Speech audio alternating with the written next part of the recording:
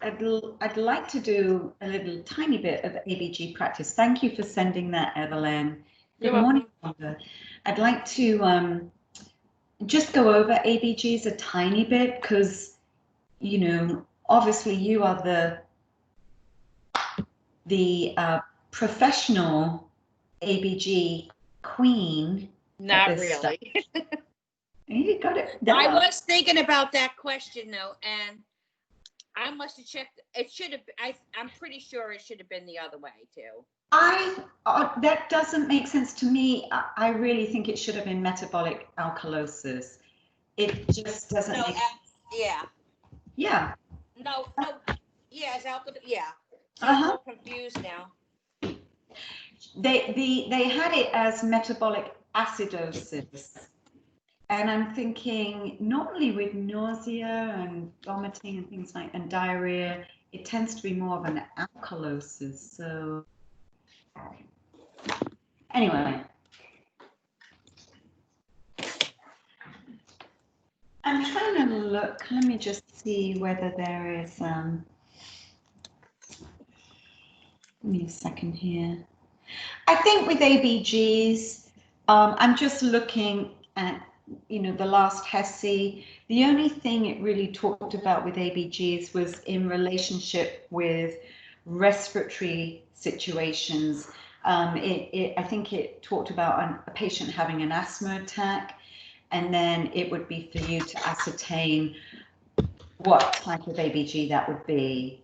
And obviously that would be probably respiratory acidosis, just off the top of my head. So, how's your mom, Mimi? Grouchy. She's grouchy. Does she have symptoms or what's yeah, she had the fever. She had the diarrhea. She had can't breathe, shortness of breath. What else did she have? Fever. She had chills, the cough. So yeah, and then what's crazy about it is like she got tested 12 days ago. Yeah. So we thought that, okay, well, apparently you don't have it because it's been 12 days and nobody notified. So we're like going on about our business, and then they call and they say, oh yeah, by the way, you got it. And then they were like, monitor yourself for the next 48 hours. Anything gets worse, go to the hospital. If not, just stay at home. And we're like, is she here in Jacksonville? Yes, ma'am. Okay. She's 20 minutes away from me. So, I mean, do they have on a Z-Pack and what? I mean, nothing? They told nothing. They said because she's 12 days, so they're thinking, oh, well, it'll kick away in 48 hours. But I'm like, because I'm saying she had the symptoms all 12 days, but. So do you feel like she's getting worse or better? She sounds better. Her voice sounds better. I'm getting on her nerves, so I'm trying to like make her move around and stuff like that. She kicked me out of the house yesterday. Yeah, it's been, so I think I just pray she's getting better. She's weak. She wants to go to sleep. And I'm like, no, wake up, get up, move. And so I have a dog, right? And you seen it. And I left the dog at her house. And I was like, nope, if I leave the dog at your house, you have to get up and take the dog out. And then so Evelyn's like, I need to go move in for a couple of days. And I'm like, she's not going to let me, but I'll, you know. Right. I don't want to make her sicker. So I want to wait. I really do think that it's best for me to wait for my results to come back. But my counterpart says I should go. So I don't. Well, if she's doing bad, I mean, you're already exposed as far as I'm concerned. Right, but I don't know how bad off, you know what I mean? Like, I don't know if you can reinfect, if that makes sense. Yeah. Well, I mean, if she doesn't need you, she doesn't need you. Right. I mean, at least you can keep a close eye on her, and you don't necessarily have to move in. I mean, does she still have a fever, or is the fever gone? No, the fever had went away. She's been like 4 days, no fever. Okay. Well, then she's probably on the mend. Yeah. She's on the what? On the mend. Oh, get her shopping and things like that she needs, and good foods, good healthy foods, zinc, vitamin C, vitamin D. Yeah, I So, told her, she was like, I'm not drinking this. I said, oh, you gonna drink it.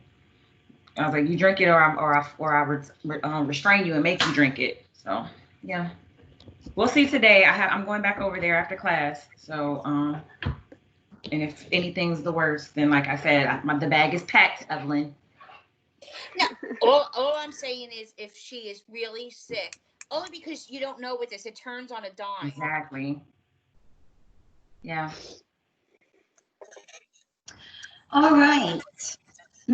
So today, I don't know if any of you have looked at chapter 13, or I'm not sure what type of resources you've looked at regarding citing an IV. I know you've all done your clinical pieces from yesterday. Was that helpful to sort of prime the pump, so as to speak, for today's work? Yeah, okay, good. I'm just going to close this door. Just hang on 1 second.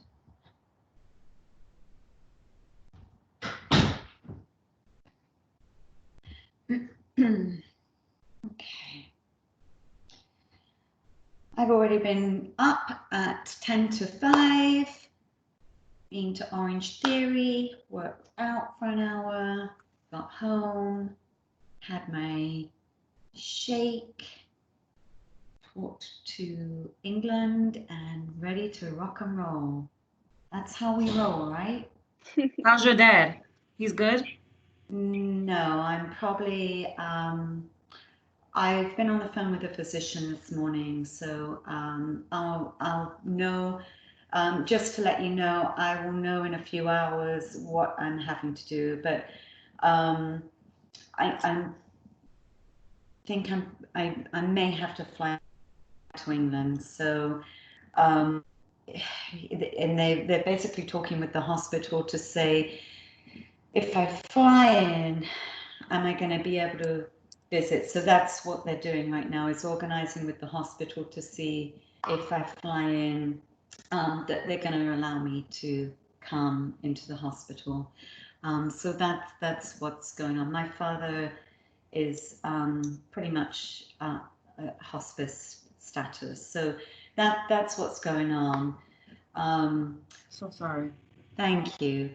But to my point, and you know, depending on what goes on with that, you know, I might end up missing a couple of days, but I may still be able to, because we're remote. You know, it doesn't matter if I'm in England or whether I'm in Jacksonville. So, you know, once a nurse, always a nurse, right? So, although I'll be 5 hours difference, and I'm thinking I might be able to still maintain continuity with this. So, Well, we can just do a substitute. It's okay. well, we'll see. We'll see. We'll see what happens regarding that. I'll know more later today as to what's going on. But thank you for asking. Yes, ma'am. All right. So let me do this. I'm actually looking forward to tomorrow's lecture. Sort of a, you know, to me, acid-base balance, fluid balance, all of these pieces are very foundational, right? They're foundational things. And the discussion about infusion therapy, to me, is another foundational thing. I mean, I don't know of any patient basically in the hospital that doesn't have an IV of some description, really. Whether it's just that they've got the INT in and they need, you know, a push of something, or whether they need an actual IV, or whether they need 10 IVs, or whether they need a central line, or whether they need a port. Whatever the scenario is, you're going to be exposed to doing IVs and IV fluids and all of those pieces. So I think today is a good opportunity for you to show me your skills, so as to speak, as to what you would do with citing an IV. So first things first, have you already all got what you want to do? Because what I was going to do was just discuss for an hour, and then I was really planning on us getting back together at about, 11 and showing, case, whatever, presenting what you've got to do.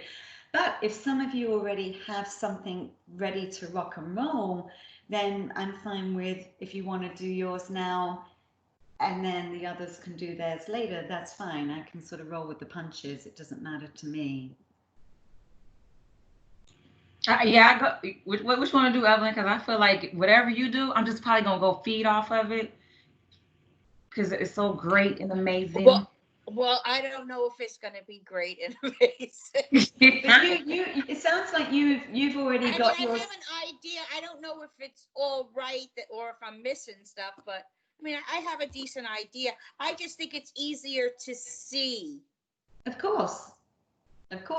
Well, Evelyn, if you've got something that you've already got ready and you want to present it, then, let's go for it. All right. Let me just get my camera and my crazy baby that I have going. We might as well have fun with this, right? Be happy. I love your t-shirt. Thank you. All right. Let's see if we can get you that you can even see the crazy baby. My nose is This is Crazy Eyes. Again, welcome back. Welcome back, Crazy Eyes. Okay, I don't know how easy it is to see, but I tried to put together some stuff that I had around from when I was a medical assistant that accidentally ended up in my pockets. So we can't see Crazy Eyes. Oh, okay. Can you put her on something? Yeah, I got her on something. Let me put my camera up higher, maybe.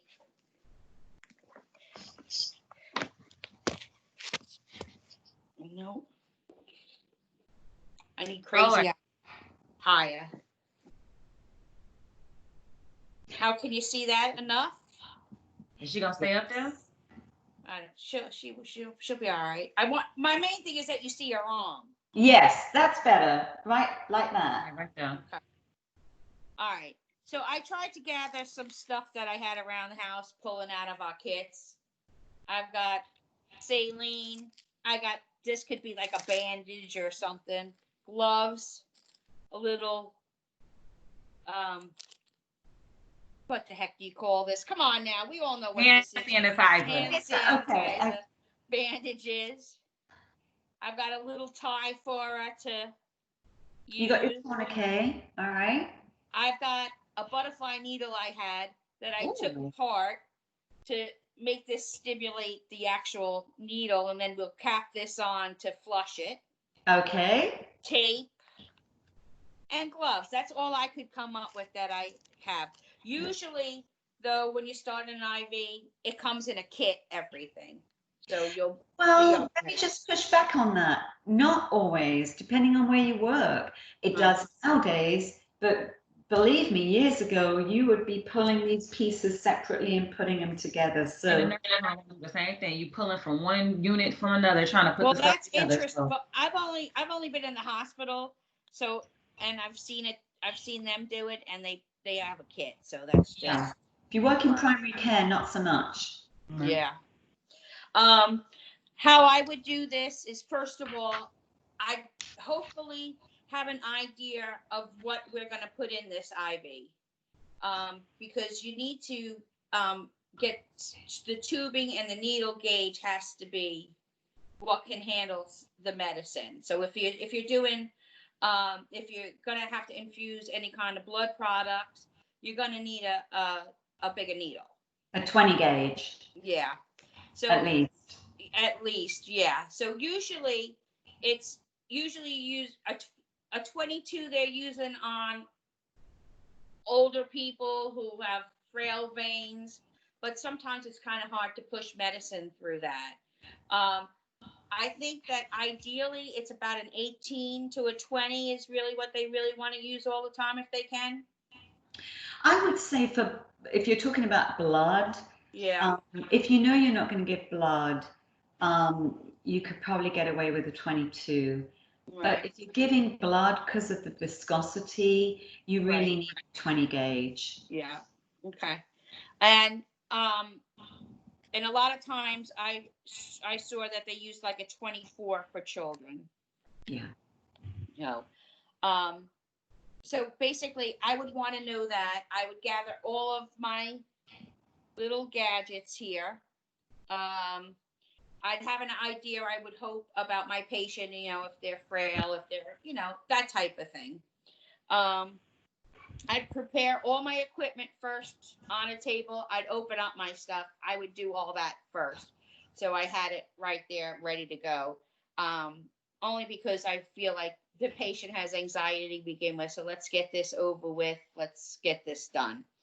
So I have all the gloves. I have everything. What I would do first was, of course, introduce myself to the patient, let them know what I'm going to do, check their identification, and just tell them exactly what is happening. So for me, I would position the patient that they're most comfortable, and especially have their arm that you can get to it, that they're comfortable, because it could take a couple of minutes to look for a vein and stuff like that. Me personally, I would always try to look first on their forearm first, because if you put it in an emergency situation, or if you have a patient that you can't get an IV on, and you need to be quick to go into their arm, you know, you do that. But in the end, when the person's up on the floor, you really don't want it in that. So even in the ER, they try to do the other, but if they're in an emergency, they're going to just slap it in wherever they can get it. Yeah. So what I would do first is I would look at the patient's arm.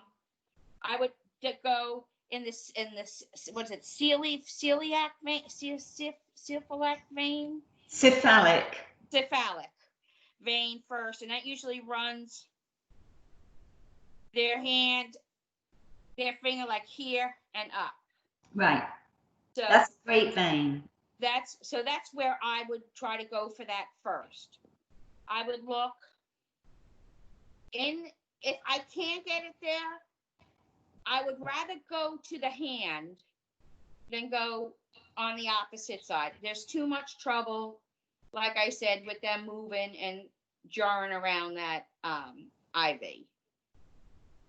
So if you're having a hard time finding a vein, if you have the patient hang their arm down, the blood will flow, so it'll get them. I even have used the trick of opening and closing the hand.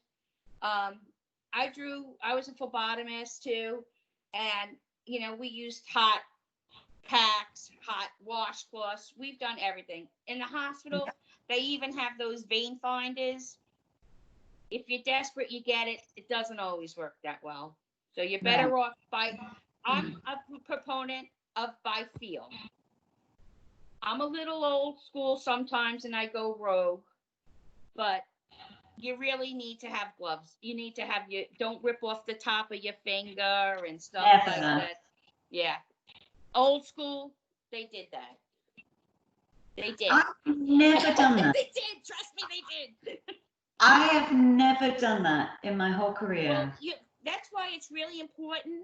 And here's the thing. It's really important to get used to having gloves on and feeling for a vein. That's my point to this. I'll feel without a glove at first before I get them cleaned and do all that. But then gloves have to go on. And once you find the vein, glove goes on and we do our thing. So after I find the vein, you can even take and tie them to find the vein. I don't know if everybody knows how to tie this, but that's a good thing to learn how to do so you can flick it on and off. I would tie it and look too if I'm having a hard time. And I would take whatever time it is to look to find the vein, to be sure not to stick that patient more than once if you can. They appreciate it too. So all right. Evelyn, let me just stop you. I apologize. I know you're in your flow. Does everybody know how to tie a tourniquet, by the way? Yeah? So that you can just pull that thing, quick release? Okay. All right. Yeah. I was a Girl Guide, so I learned knots. That's it. All right. Quick release. All right. It's just really practice. You can practice on anything. So what I would do, okay, so I found my vein. I would sanitize, do all that. I've talked to the patient. I've told them what we're doing. I put on my gloves. I tie them. I would put the tourniquet on. Now, meanwhile, I've already have all my equipment ready to go. So I'm ready to do this. So I would tie them. You all know what I'm doing here. That's adorable. So And you're doing an IV on a neonate is what you're yeah. doing. So basically then what you're going to do is you're going to pull their skin towards you taut to make it strong so you can see that vein. Now you can have the patient do a little pumping if you want. You could do that.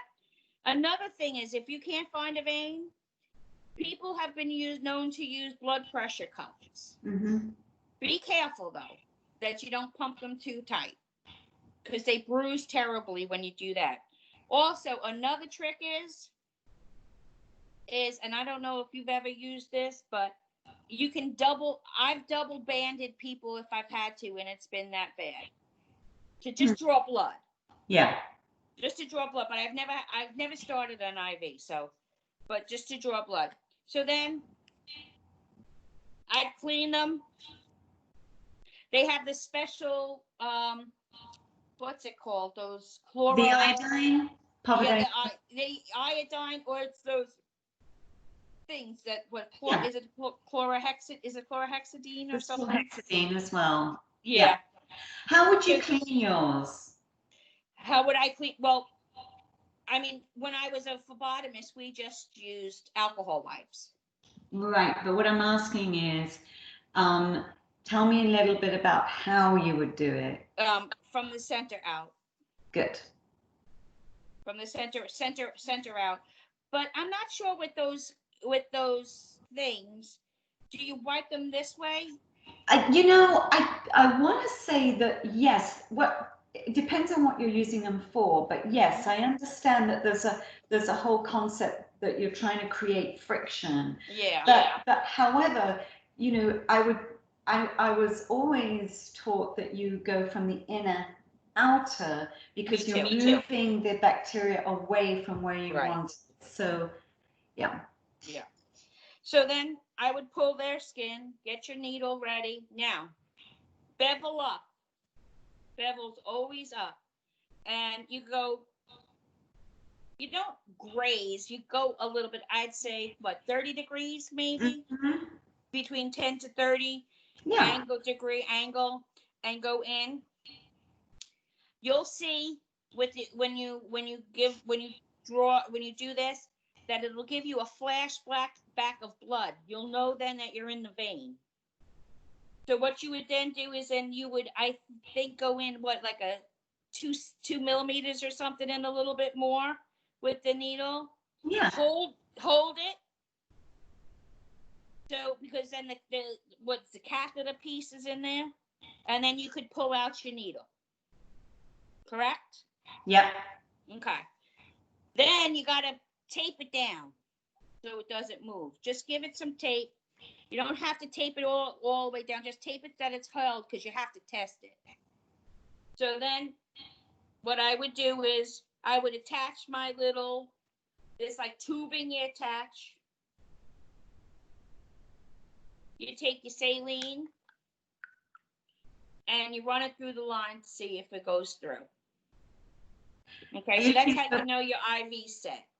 Are you looking for blood return? Not right now. You got blood return. I don't think you get blood return now when you do the saline.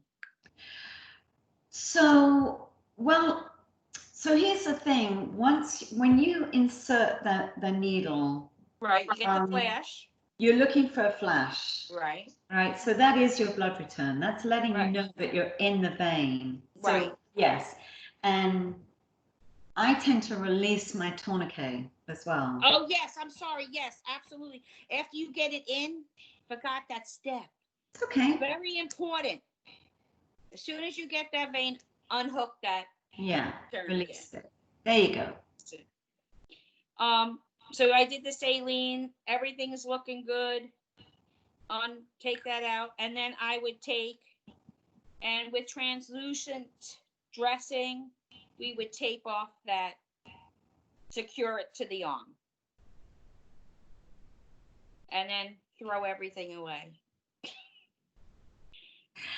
That is awesome. You did a great job. Now, a couple of things I would just add, depending on what you've got going on. So if you've got an IV, you would make sure, of course, that you have all of that set up and ready to go, right? You would run the line, have your line ready. The other pieces are, sometimes what I always do is prime my line, in the sense of, if you've got a butterfly there, if you're using something with a little line, I always used to prime that line before, because you don't want any air in any way getting into the system, right? So those are a couple of pieces that I would be thinking about as well. But that is fun. You did a great job, Evelyn. Thank you. Thank you. Good job. I love it. And she didn't even flinch. No. I mean, she was like, yeah, here we go again. That's the one thing I have confidence in, is doing. Oh, by the way, just to give you a heads up, if you need blood, get blood before you hook in the line and put any medicine in. Yes, absolutely. And of course, when is that really important as well? When you're drawing, well, you're not necessarily always well, you might draw your blood cultures from there initially. They don't like to, but it's been known to happen, because usually you have to do 2 sets of blood cultures. You do one on one side, one on the other. It's been known to draw it out of the line if there's a problem, but then you have to note it. What you try to do is take at least one out of, if you have a problem, take one out of the line, take one out of the other arm if you can. Yes, absolutely. You did such an awesome job. I love it. So does anybody have theirs ready to rock and roll that they want to do next? I have mine ready. You do? Yeah. Let me go over there. I'm excited. This is what I live for, so this is exciting. We're used to doing this stuff. Yeah, we really are. We used to do it every day. Where? What do you with our other teacher. With Professor White? Yeah. Right. Did you do IVs or just different things? We did everything. We did Foley catheters. And all this good stuff. Pressures. Right. You guys see my? Oh wait, hold on. Let me. Oh, welcome back, Teddy. I know, my bear. You guys, this is Mr. Bear. This stuff. This is awesome. All right, so I'm just going to show you what I have. I'll flip my camera. So I have my gloves. I have a fake needle, saline, extension tubing, a tourniquet, and tape. So yeah, that's all of that. All right. And let me just get set up here. Sorry about this. You do live for this stuff, don't you? I do.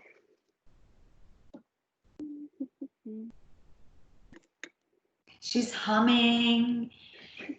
All right, can you see him pretty good? Yes, ish. I'll put him up. Yeah, that's better. The flower got on him. Hold on. I'm so girly. Okay. That's good. His arm's right here. I can see his arm. Okay, perfect. All right, so the first thing you're going to do is introduce yourself, identify the patient, and then gather your supplies, and then obviously assess what gauge you need, because different tests need different gauges, and then all of that type of stuff. And then I gather my supplies, I wash my hands, I go in the patient's room, I explain the procedure, and then let them voice their concerns about Anything that's going to happen, I let them know that it's going to be a quick sting. It's going to be a little bit discomfort, but it shouldn't be, it shouldn't burn or puff up or anything like that. If that happens, then you're just going to have to take it out and then reinsert it somewhere else, because you don't want to go in the same vein twice. So I'm going to get my wait, hold on. When I wash my hands, I'm going to put my gloves on. Actually, no. I'm going to do it how I would do it in the office. There you go. So the first thing I do, I take the tourniquet and then like place it on the patient's arm. There we go. It's hard to do on a bear. I know. There we go. And then I would have the patient put their arm like down and then like puff their fist a little bit. And then I try to feel for a vein right there. So I'm not like feeling for it with gloves on and making it all not sterile, like not sterile, but like not clean. So Amber, let me interrupt you a minute. I apologize. So when you're looking for the vein, are you looking, for instance, you're looking because you're like, okay, I'm going to be giving this patient a certain type of medication. So are you going to be thinking about, okay, I want this vein because it's going to be it's going to be there for a week, or it's going to be there for a few days, or just an INT? So would the placement of where you're going to put it be dependent upon what you're going to be using it for, do you think? Yeah, for sure. Okay. Yeah, because I know for surgery they do a lot in the hand, and then maybe for like an inpatient like huge thing, you're going to be there for a couple weeks. I think they mostly put it in the forearm, maybe. Is that correct? Yeah, and the hand really, it's more of I mean, gosh, I mean, we're always taught that the hand is the one area you really don't want to use, last resort type of thing. Oh, really? Yeah, just FYI. The one that is, and I can't do it on myself, but the forearm is usually if you can get it, it's hard to get it, but the reason why, does anyone know why you would use this area the most, if you can get those veins? To prevent infiltration. Yes. It's very stable. It's almost like a splint, right? It's almost like a splinting area. And, as an old hem-onc nurse, you think of all those vesicants and those types of medications that are going in there. If you infiltrate that area, you're less likely to cause as much damage. So Amber, over to you. Keep going. I'm sorry, stop the flow. All right, so I found the vein that I want to use, so now I'm gonna put my gloves on.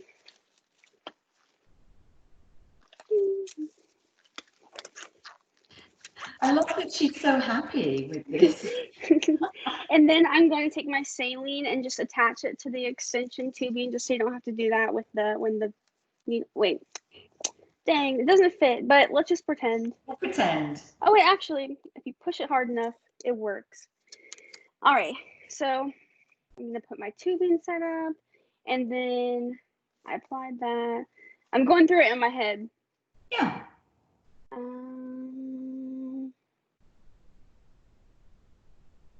Perfect. I'll just put the tourniquet on. Call it a day. All right. So now you found your vein, right? Right. Exactly. Mm-hmm. All right. So now I'm just going to clean the area with an alcohol wipe.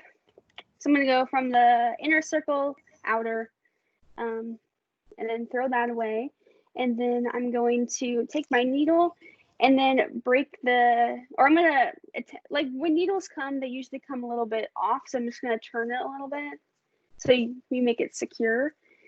And then I'm just going to break the seal a little bit so there's no air going in there.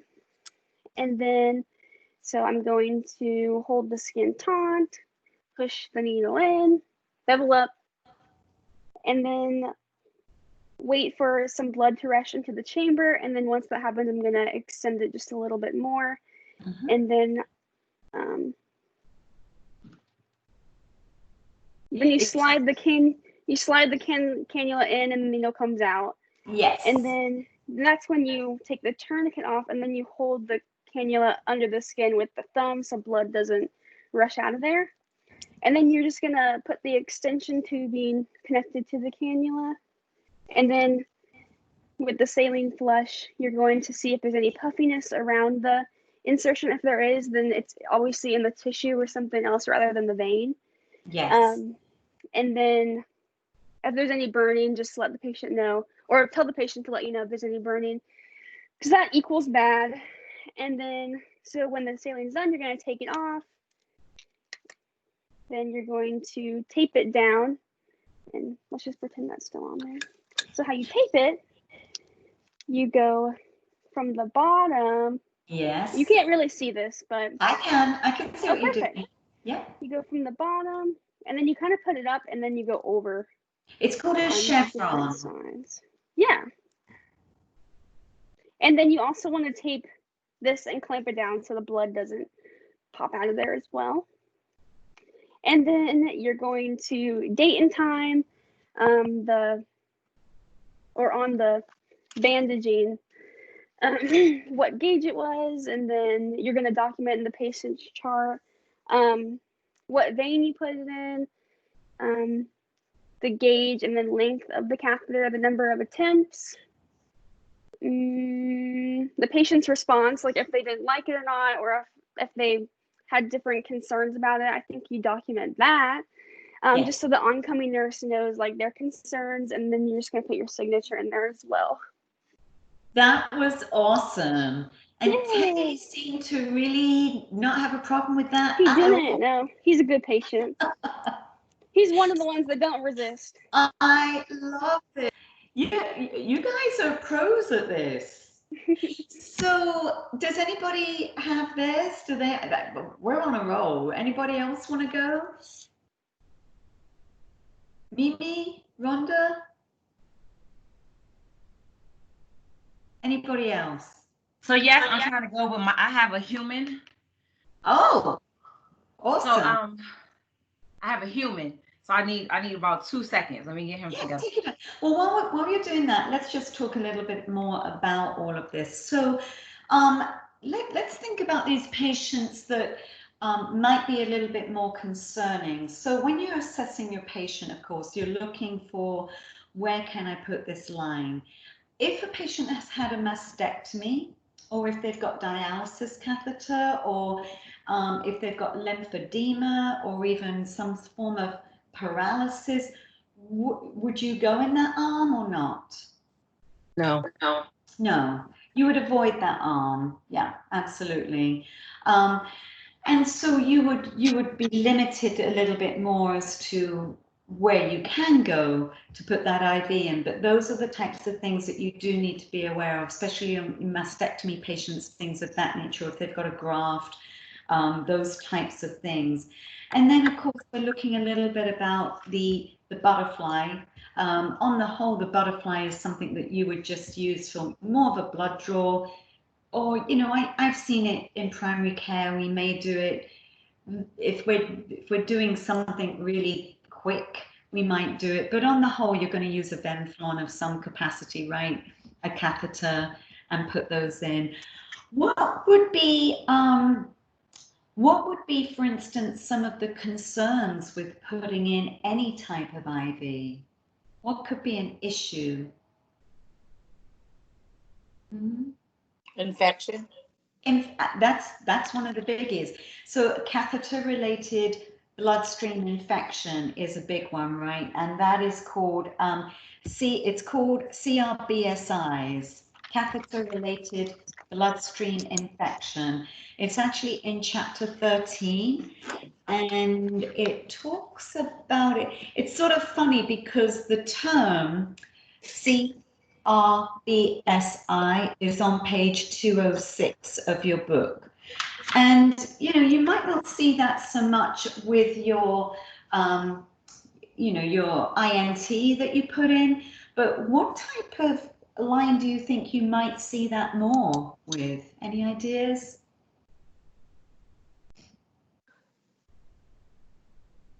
A PICC line?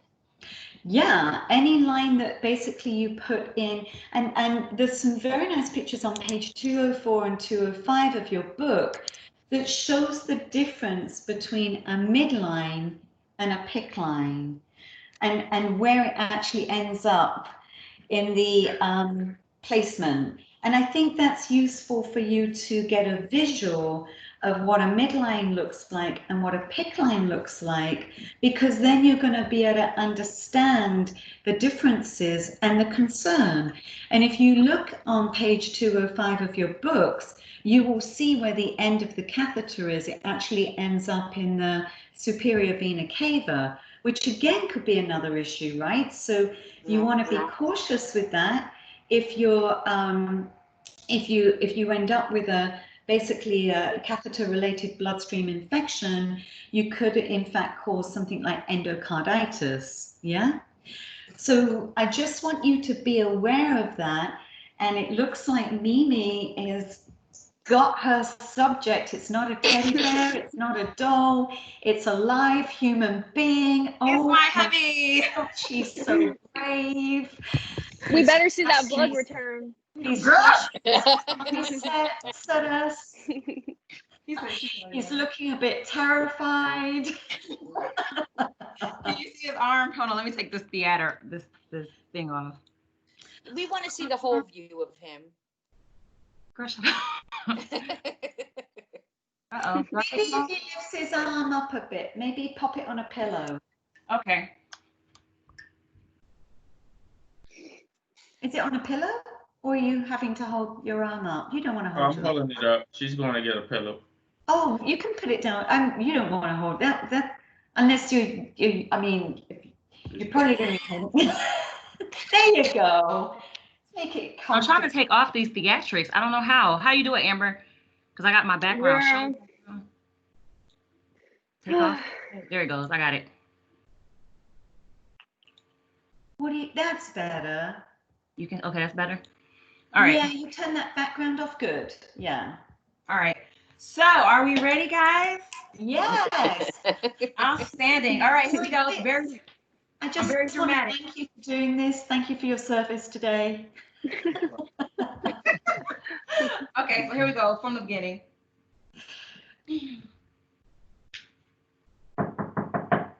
Oh my gosh. Hello, Mr. Simbola. I'm Nurse Simbola, and I'm here to go ahead and see if I can get you some normal saline started in your arm. So I have my supplies. I'm just going to set them up. The doctor needs you to be really hydrated and everything for the procedure that you're getting ready to go through. Is that okay? Yes, that's okay. Okay, great. I'll be right back. Let me wash my hands and finish getting situated, and then we're going to get you started, okay? Thanks. You're welcome.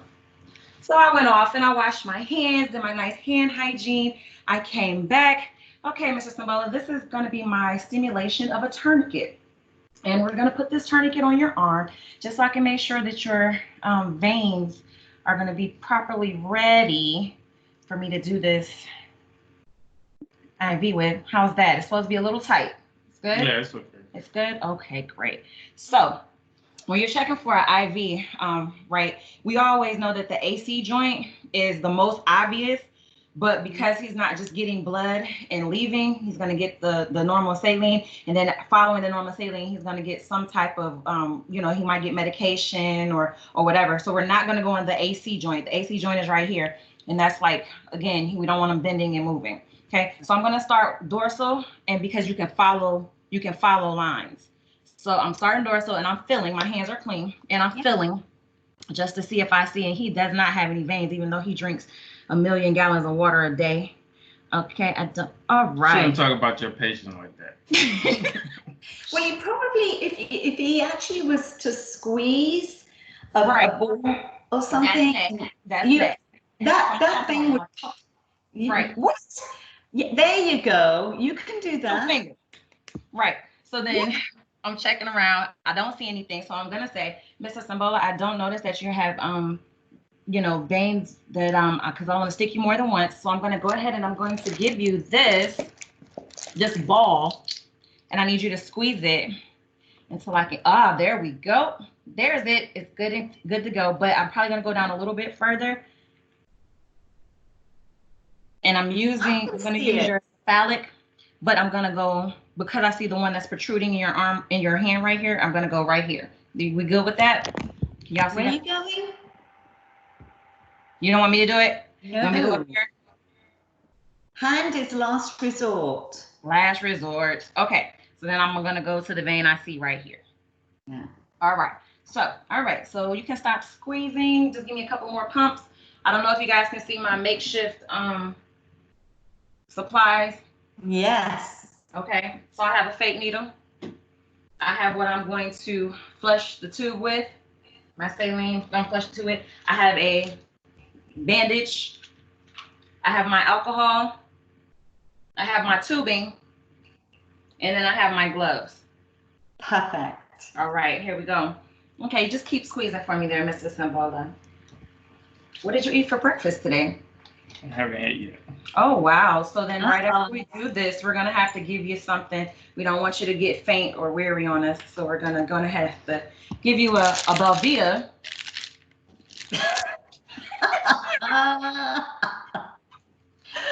All right, we're going to talk about breakfast foods later then. Okay, so my gloves are acting up, guys, because my hands are wet. But y'all get the point. Okay. So I've identified my site. I've checked them. He's still pumping. So my site is still very purulent. I have my alcohol swab. So once I finally get these gloves on, like I said, my gloves are ripping up. I have fake tape, stimulated tape. Okay. So I'm going to anchor. And I'm talking to my client.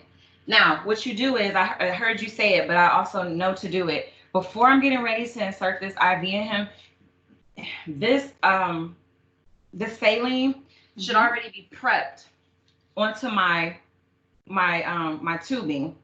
It's a sterile fill, so once I take the tip off, it goes immediately in. I'm getting it in there. I'm priming it to make sure that the water is actually going to come out on this side or whatever, because you don't want to get it in them and then they have any type of air bubbles or anything like that. So I'm going to make sure that I'm simulating that I'm doing that, right? And then I'm gonna flick. Okay, there's a little bit of air bubble. Flick again. Make sure the air bubbles are out. No air bubbles. Cool. I'm gonna lay that back over here. Make sure you keep the tip that's getting ready to go into his arm. You got to keep that sterile as well. So not just the part that you stick in the saline in, but the part that you're getting ready to stick into his arm, because he can get an infection like that. Even though you think that it's closed, the infection travels through the tubing. All right, so done with all of that. All right, we're getting ready to.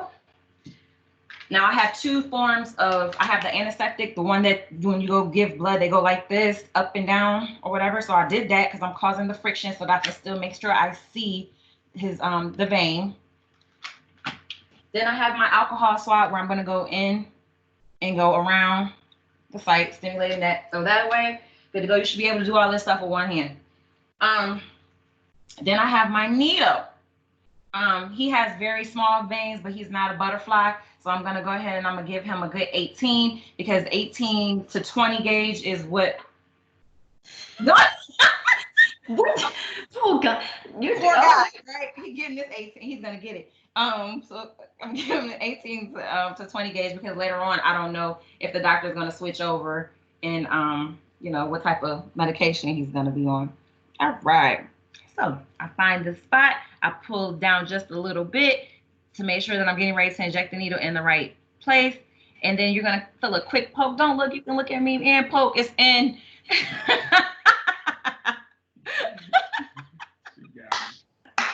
And then I'm going to advance, because like with the needles nowadays, there's a plastic piece.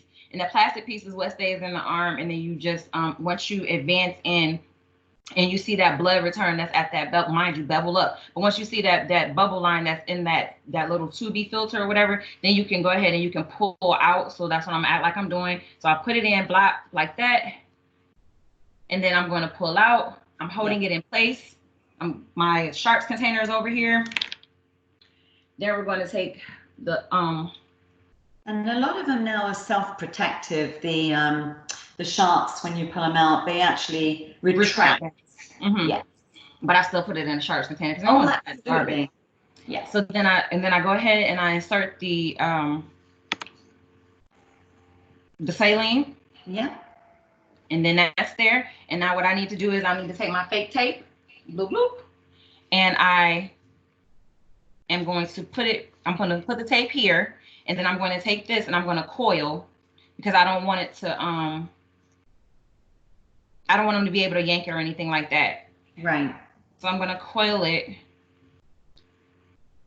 That's taped already, but because stimulation purposes and y'all can't, the seeing or whatever, I coil, and then just imagine that this is running up into the bag that's hanging on the pole or whatever. I'm going to secure this too with a piece of tape, because they say you normally have 2 pieces of tape if you don't have that transparent sheet or whatever, and that's just to go across the tubing so it's not flopping away like that right there.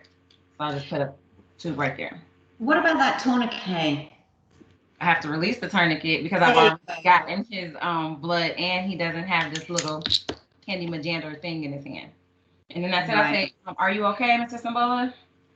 Yes, I am. Okay, so I need you to eat your Velveeta. And then don't want you to pass out. You need more than that. And then your water. Thank you. Thank you for helping. Cool, anytime. Okay. Looks like you're a blood donor, Mimi. I am. I can see Nice that. job, Nurse Mimi. Thank you. That's awesome. Well, you guys have done a great job. So, Elisa, Rhonda, and Kaylin, wow, you've got quite a show to follow up with, right? Do any of you have your stuff ready? It looks like Rhonda's got hers ready. Are you able to see it good? I'm sorry. You've got yours ready? Yes, ma'am. Woohoo! All right. Do you have a person? You got one of your No, children? I have a little doll here. Okay. Hey, Minnie. I'm loving this. This is making my day. Let me know when you're able to see it. It's blurry. It's a little blurry, but we can see it. Maybe if you wipe your camera lens.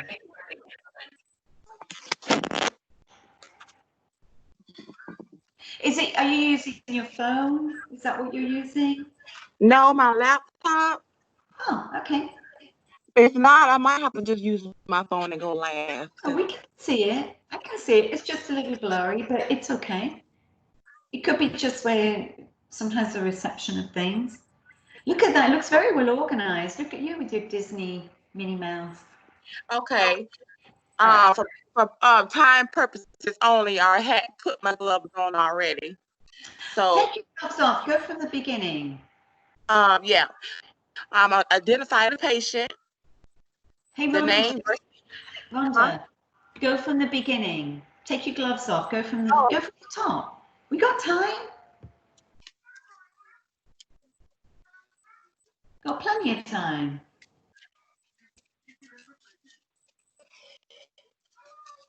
These gloves are the cheap gloves.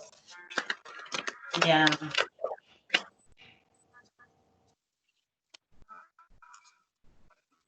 Okay, I'm going to identify the patient with the name on the badge, and he's going to repeat his name back to me as well. And so I'm going to let the person know what I'll be doing for him today, which is the vein, getting blood for him today. So I will first gather all my supplies, which I do have now. I have my tourniquet. I have my alcohol swabs. I have my stuff to throw away. I have the saline fluid, and I have a butterfly IV. Okay, and I have the tube to put the blood in. All right, so first things first, I'll make sure the patient is sitting up and he's relaxed. I'm going to apply my tourniquet. See your patient. Let me see your patient. Okay, where are you putting your patient so I can see him? Or her? Her. There we go. Okay. You got it? Yeah, a little bit. I want to be able to see her. I have to put her near the head. That's better. There you go. Oh, that's much better. Thank you. Perfect.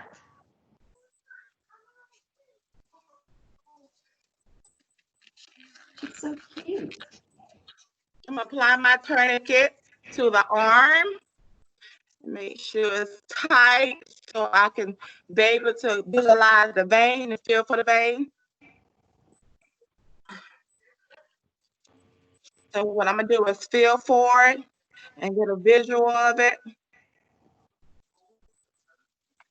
Then I'm gonna get my alcohol swab and rub it really, really good, because you know, on some skin types, if you clean it really good, you'll be able to see the vein, especially on a dark patient. Yes. Very true. You know what else is good with that is sometimes you're right, they call it shining up the veins so you can see it.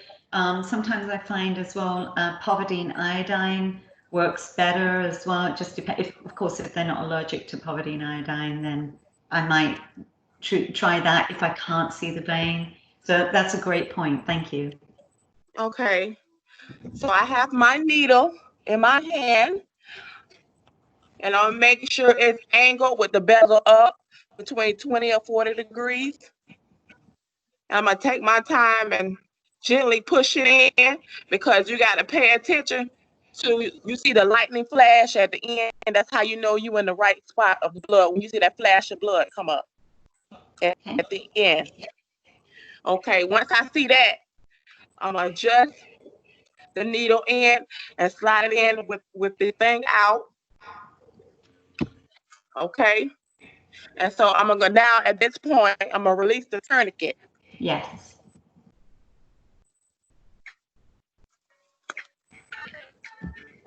Okay, now I'm gonna get my tape and my alcohol swab and clean up whatever's leaking out. And I'm gonna place the cover protectors over the needle. Okay. Then I'm gonna get my normal saline, and I'm gonna flush out the line to clear any kind of blood in it that you see. Okay. All right. And hook the piece up inside the you know what I'm talking about. You hook it in there and you secure the line, because we don't want it dangling out anywhere. With some tape, and we're done. That's it. Well, that was pretty darn quick. Thank you. Thank you, Rhonda. And it looks like Minnie handled it perfectly fine. Couple of things.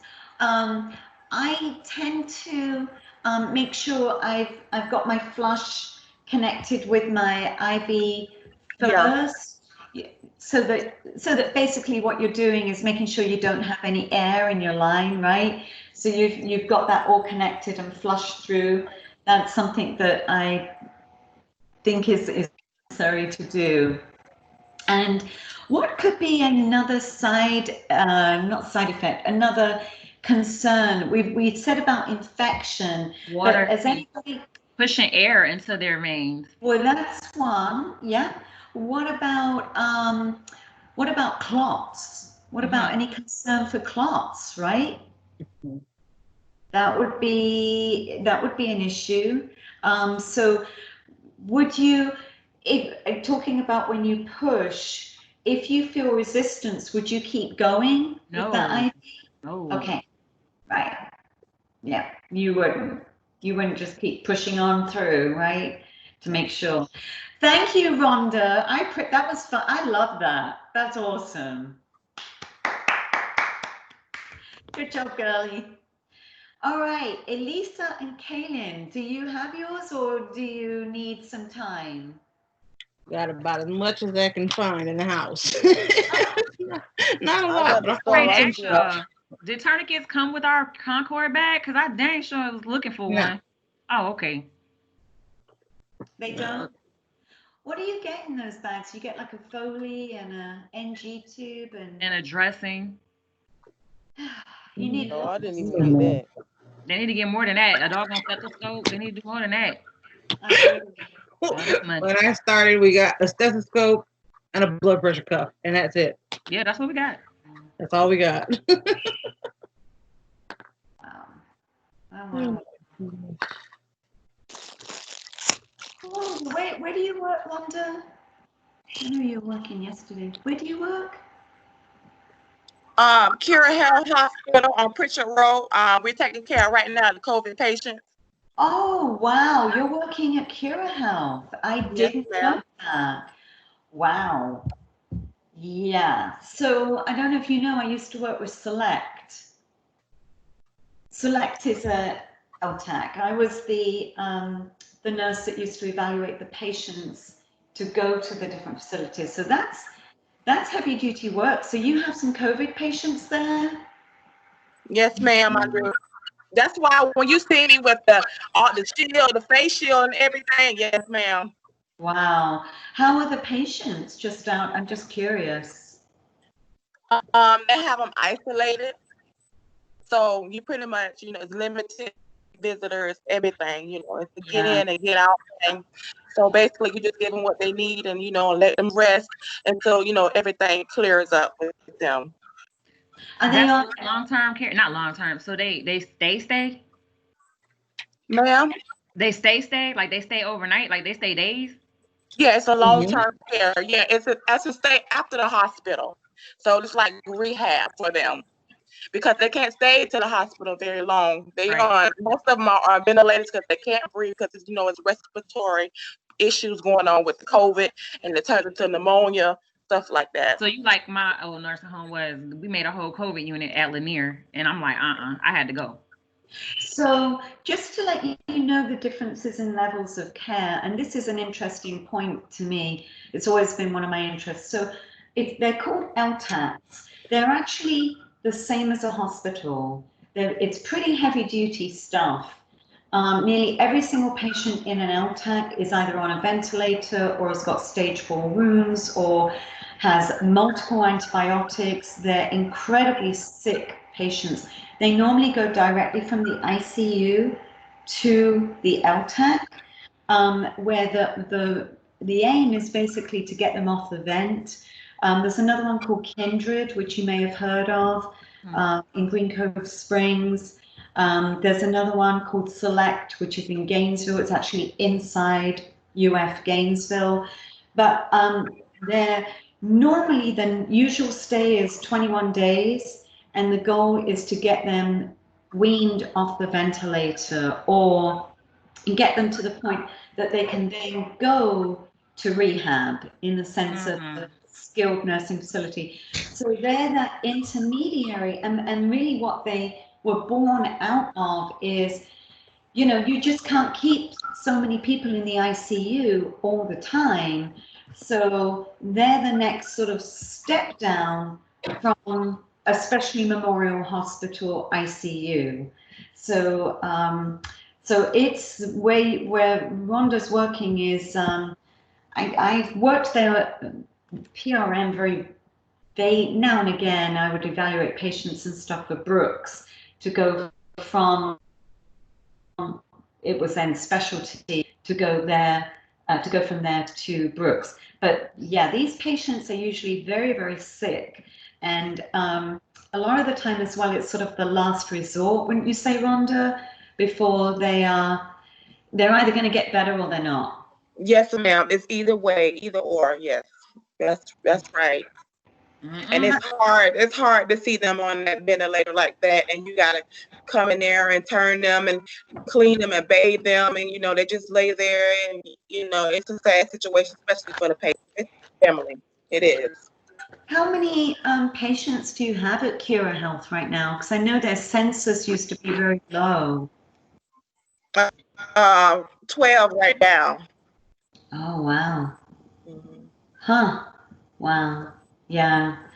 So yeah, it's a those facilities are great facilities to work in, to really have a good learning experience of your ICU patients. I mean, that's what you're looking after. These are ICU level patients that I always think it's sort of difficult because they're coming from an ICU where it's basically one nurse to two patients, pretty much. And then suddenly they're going still with all their stuff and pretty much as sick as they have been.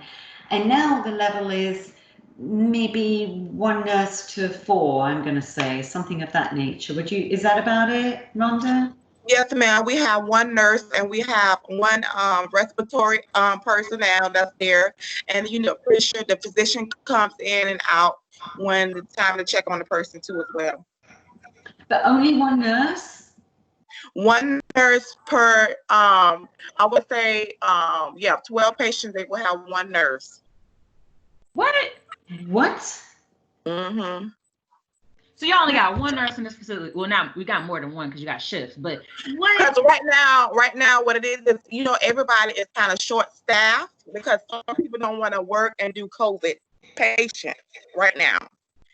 We short CNAs. We short a lot of stuff. Hang on. I got it. I'm sorry we're talking about this, but this is important stuff, right? Look, for the right price, you up the street. Let me go on up there.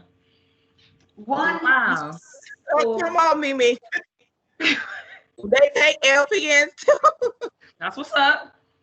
Oh, thank you, baby. Wow. I thought the norm was 1 to 4 ratio. Mhm. You looked it up? Wow. All right.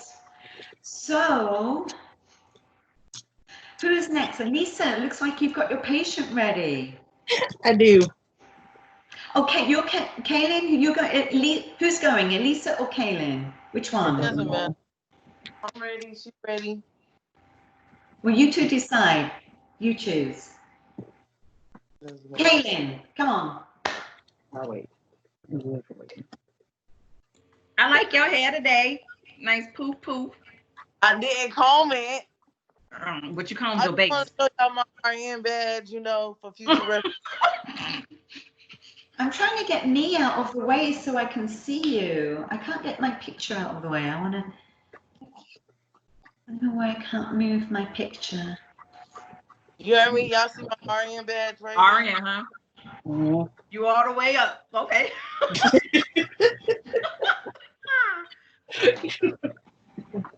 Okay, this is my little patient. Y'all see? Aww. That's an RN badge for real. You know what? Yes, girl. My mama is an RN. I stole her badge. By any means necessary. She's carrying on the legacy. Hold on, I got my man right, my little patient right. Yeah, we got to be able to see his. Oh, there we go. He's smiling. Look, he's like, yay! Kaylin's gonna look after me. Okay, so I have my gloves, my normal saline, my little fake turn,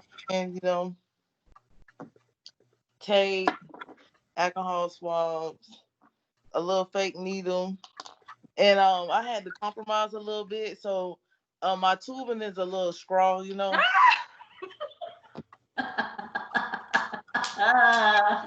I love how you guys are being so creative, all of you.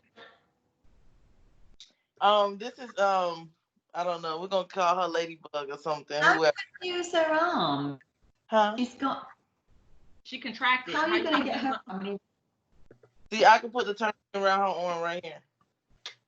Okay. How would you do a contracted resident? The same way, Professor? A contracted arm? Well, remember what we talked about earlier. I would prefer not to go with a contracted arm. I would prefer, like we were talking about, I don't know if you heard, I was saying, we try and avoid the limb that has either obviously the mastectomy or lymphedema, or if they've got a graft in that arm or dialysis catheter, or if they've got contractions or paralysis. Honestly, you want to go with the other arm. You really want, you on the whole prefer to use the other arm. But anyway, if we don't have a choice, then we'll use the contracted arm. It's what we got to do. Over to you, Kaylin. Okay, so I'm gonna introduce myself as you know, Arian Pickett. Y'all see it. Okay. And identify the patient with the armband. I'm gonna wash my hands.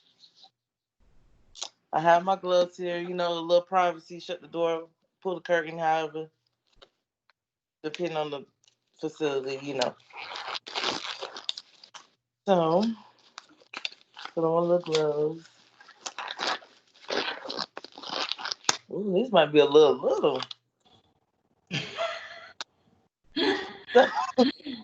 No glove, no love. Come on, put the glove on. Right. So you're putting your gloves on before you've looked at the where you want to go? You're putting your gloves on. I'm well, just saying, it's okay. I'm kind of like, I don't like touching people, so Okay. I'm just saying. You do it how you want to do it. Okay. So, I'm gonna explain what I'm gonna do to the patient. So I'm gonna go ahead and connect my little saline to my tubing, my little fake tubing, you know. Yes. You get it. I do. So we're gonna look at the arm. I don't want to go in the little forearm because of the movement. And so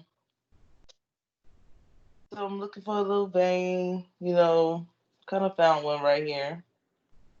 Gonna put my tourniquet on.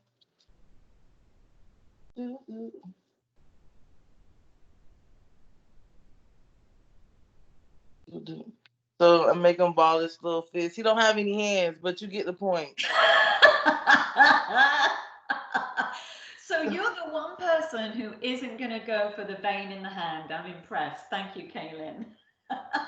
So I found me right here. So I'm gonna take my alcohol pads right here and clean it, go inner and out, put a little friction on it, you know. You look like your inner shoulder. Listen, his arm's about this big. So I'm gonna take my little needle. This is my little dental floss, but it's a needle. Okay. So top the skin a little bit, get the vein. Whoop. Got my needle going here. So I'm gonna put the bevel, make sure the bevel is up. Yes. Go in about 10 to 30 degrees. Okay, it's in. I got a blood flashback, whatever. And then hold it. Take my little needle out here. You know. So now I'm gonna connect my tubing. The normal saline kind of fell off, but yeah.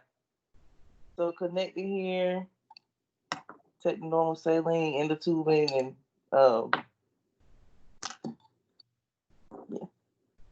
Put it in. Flush it on out.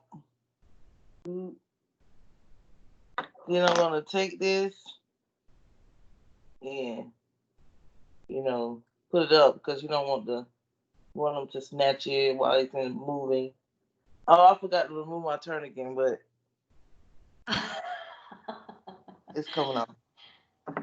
So I should have my tape ready because I can't use one hand. So do you have your tape ready? Nope. So your IV just fell out then? Ah, don't say that. It just did. Okay. So then we have to start the process over.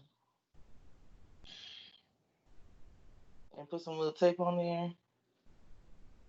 And make sure I dated Tom and my initials so that they'll know that was me. Okay. But after it fell out, I don't think I want them to know that was me. What else would you do, Kaylin?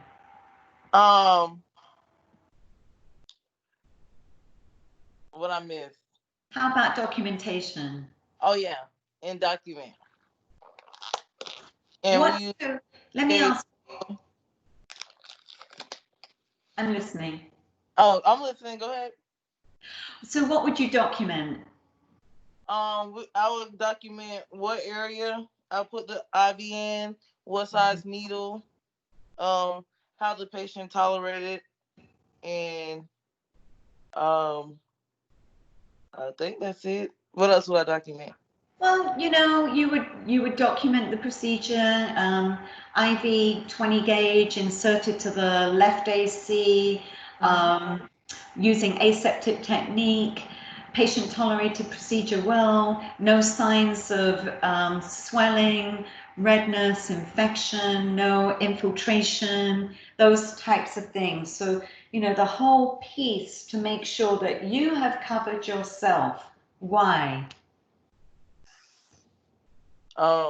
If it's not documented, it's not done. There you go.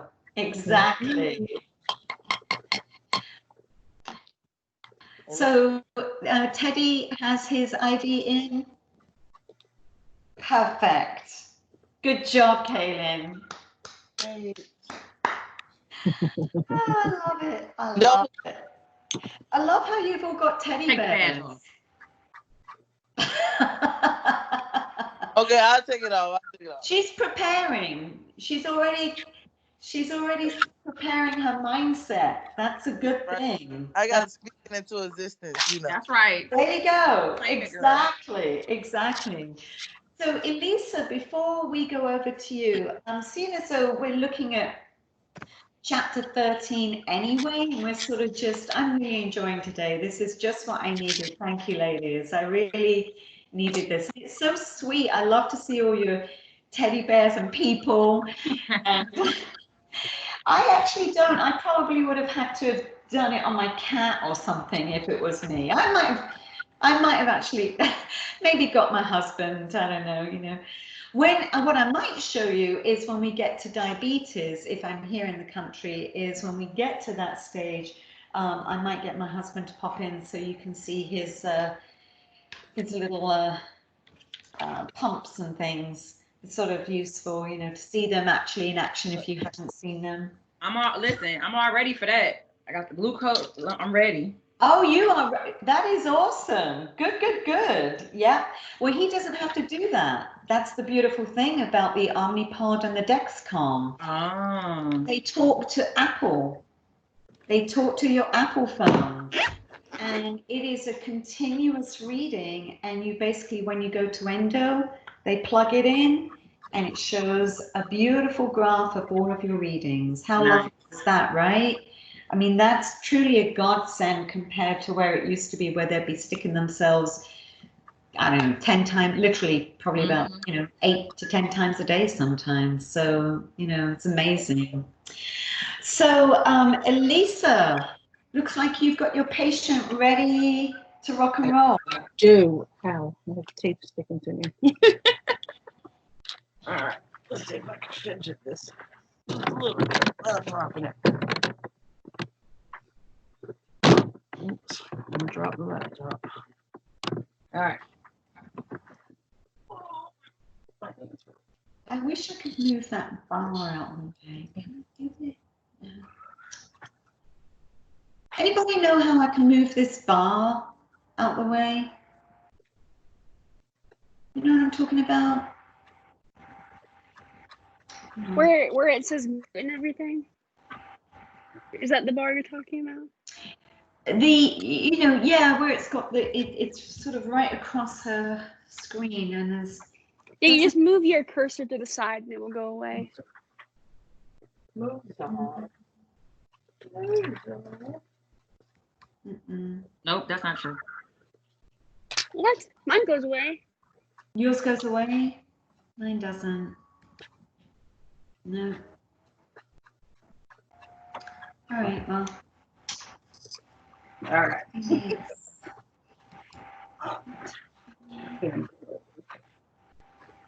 All right. I actually do have a 20 gauge needle. I took it from my mom. So it does have. Click a box right underneath it. That's how you do it. So click the box, so you click the box. Thank you. How you like that, millennial?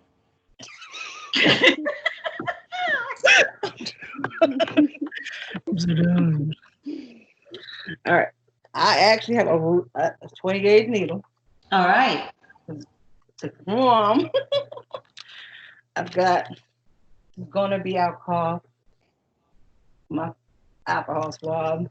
This will be my little tegaderm is what we call it at the hospital to hold the IV down. My saline, my tubing, not a real one, and my tourniquets. All right.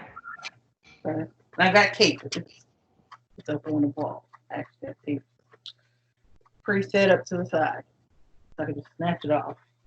Okay, I'm gonna wash my hands. I'm gonna introduce myself to the patient. Let them know this is Russ Jr. It is. I'm gonna. I'm gonna let them know what I'm gonna do, which is I'm gonna give you an IV because you're gonna be in the hospital for a few days, and then I'm gonna put on some gloves. Right now. I'll then put on some gloves. I'm gonna take the arm, reposition it so I can see it better. Oh, that's on that clear. I'm gonna take my tourniquet. I'm gonna wrap it up here.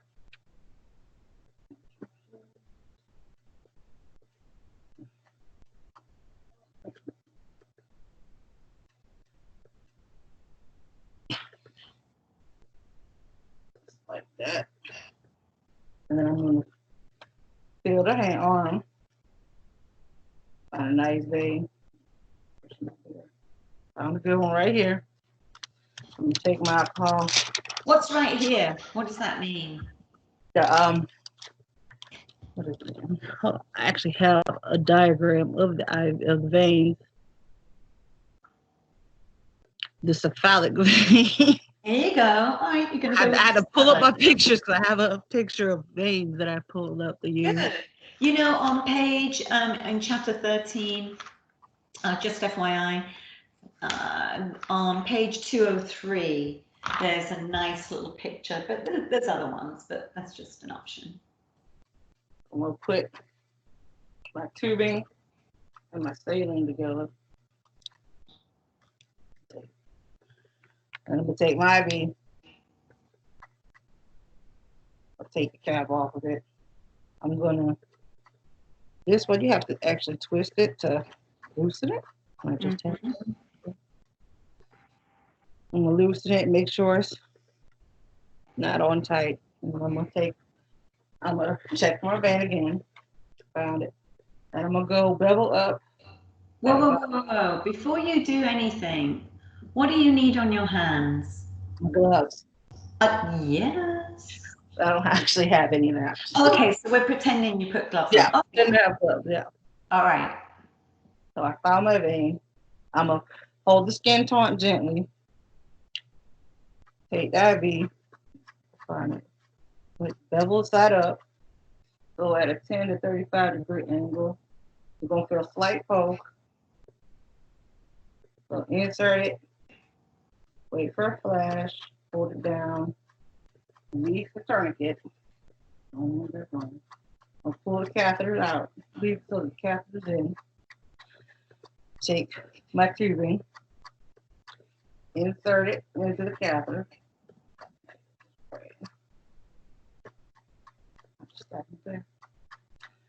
Flush the IV. Remove the saline. Take my tubing, I'm gonna fold it in half. Grab my tape. Secure it. I'll take a pen. I'm going to date, initial.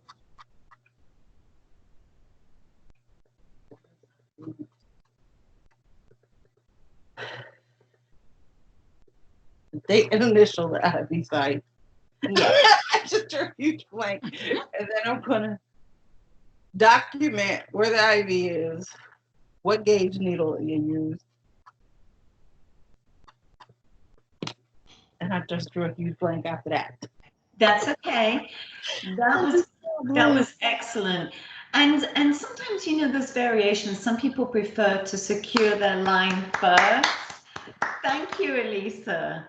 looks like your teddy has still got a smile on his face, which is great. That's what we want our patients to be happy and not be shouting at us, right? That's what we want. So regarding documentation, well, a couple of things, first of all. So just like we were saying to Kaylin, making sure that you're documenting, of course, you know, really you're going through the procedure of what you did, where you put it, what it looks like, making sure there's no infiltration, making sure you used aseptic technique, making sure the patient is comfortable, what gauge needle, all of those components are going to be put in this very brief description of what you did, right?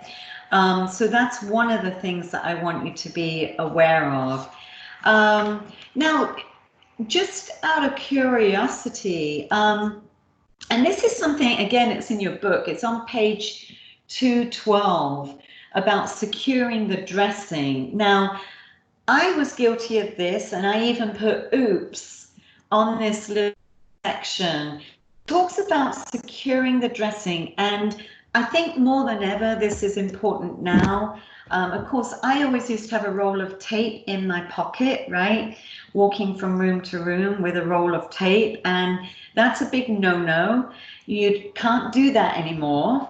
And it does say that pre-cutting tape and placing it on the patient's bed rails, I'm guilty of this, your uniform, scrubs, or other objects should be avoided to prevent transmission of microorganisms. So just letting you know the tape comes in the pack now, but you know, it used to be that we would have a roll of tape that would be in our uniform pocket and we would be using that. So I just want to draw your attention to some of these little pieces that that we don't do. I think as well, changing dressing lines. How often, for instance, with the INTs, would you say, do we change that INT?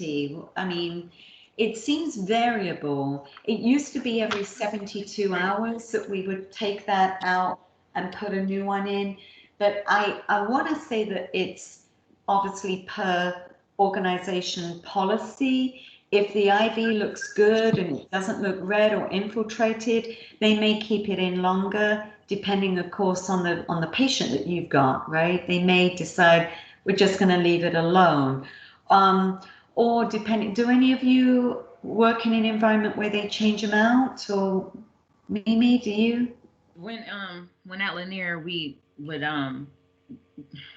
so there's a certification that nurses can get, that even LPNs can get or whatever, and the IV cert or whatever. So if I'm unfortunately I'm IV certified, but not in the state of Florida, in the state of Virginia, and we take them out once a week. And if not, or unless they was infiltrated, and if they're infiltrated, then we'll call the IV nurse. We got an IV nurse line that we call, and then they will come out and they would take it out or restart and restart it. Okay. Well, and that's to my point, that it just depends on the organization, and you know, if it's patent and it looks good and it looks fine, then you know, keep it in for the week. But if not, of course, you're going to take that INT out as soon as possible, and that goes for any line, of course. A couple of other things I just want to draw your attention to is PICC line dressings. I know that's a nursing function, but you may be involved in that. You know that you wear your masks. Of course, we're all wearing masks now for everything anyway, but you know, it is a sterile procedure when you're changing that dressing. Yes. We had, maybe it's not the PICC, but we had a nurse come out. I'm telling you, there was a machine and everything involved in this. Which line is that? I'm talking that she laid the patient out. She put the covering on them, the sterile covering on them. Yeah. She had her little sonogram thingamajigger, and I was like, yo, you going deep. I don't know what that was like. I think that was So she was a PICC line nurse. Mm-hmm. Yeah. And I was like in awe because I ain't never seen that before in my life. She came and laid him out like he was about to have full-fledged surgery, and I'm like, and we couldn't start that line. They said no. And then I'm like, okay. And it was like a mid PICC, and she had to come start it, and she had to have her machine and everything to make sure that it was in the right place. I had never seen that until I got to Florida. on page in your books, and that is a really good point. Where is it? Where is it? Where is it? I want you to, on page 204 and 205, regarding IV infusion, there's a nice little diagram showing the difference between the midline and the PICC line. Now, for PICC line, for sure, these are aseptic technique all the way. And like I was just explaining before, the big risk is catheter-related bloodstream infections.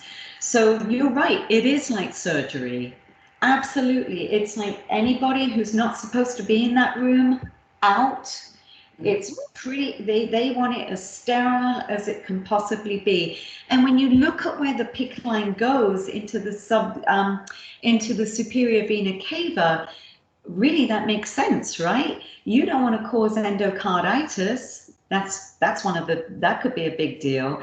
And normally you have to check placement with a chest x-ray or something. I don't know if how they did it, but you know, X-ray. It was a portable sonogram machine. It was perfect. Yeah, but that's their specialty, and that's what they do. So absolutely, and you have to be very, very careful, of course, when you're doing your dressing changes with these lines, right? You're not gonna and I don't know about you, I'm always like, oh no, because you know, you got the Tegaderm and you got all the stuff and you're like, I really don't want to pull this line out. You know, you have to be very cautious about how you take that Tegaderm off from the sides, go around, make sure you do it cautiously because you don't want to risk pulling it. A lot of them are not necessarily secured with sutures, but the tunneled ones are a lot more secure. Do you know what I mean by a tunneled catheter, by the way?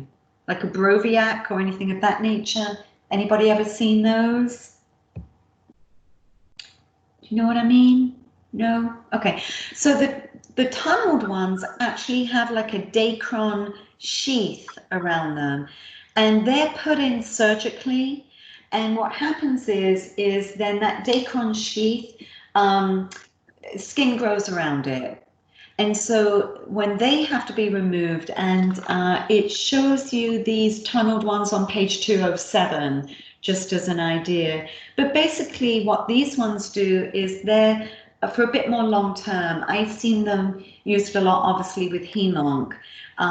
They're better for chemo. They're a lot more stable, less risky, especially if I'm using vesicants or something of that nature that are going to be an irritant or a vesicant.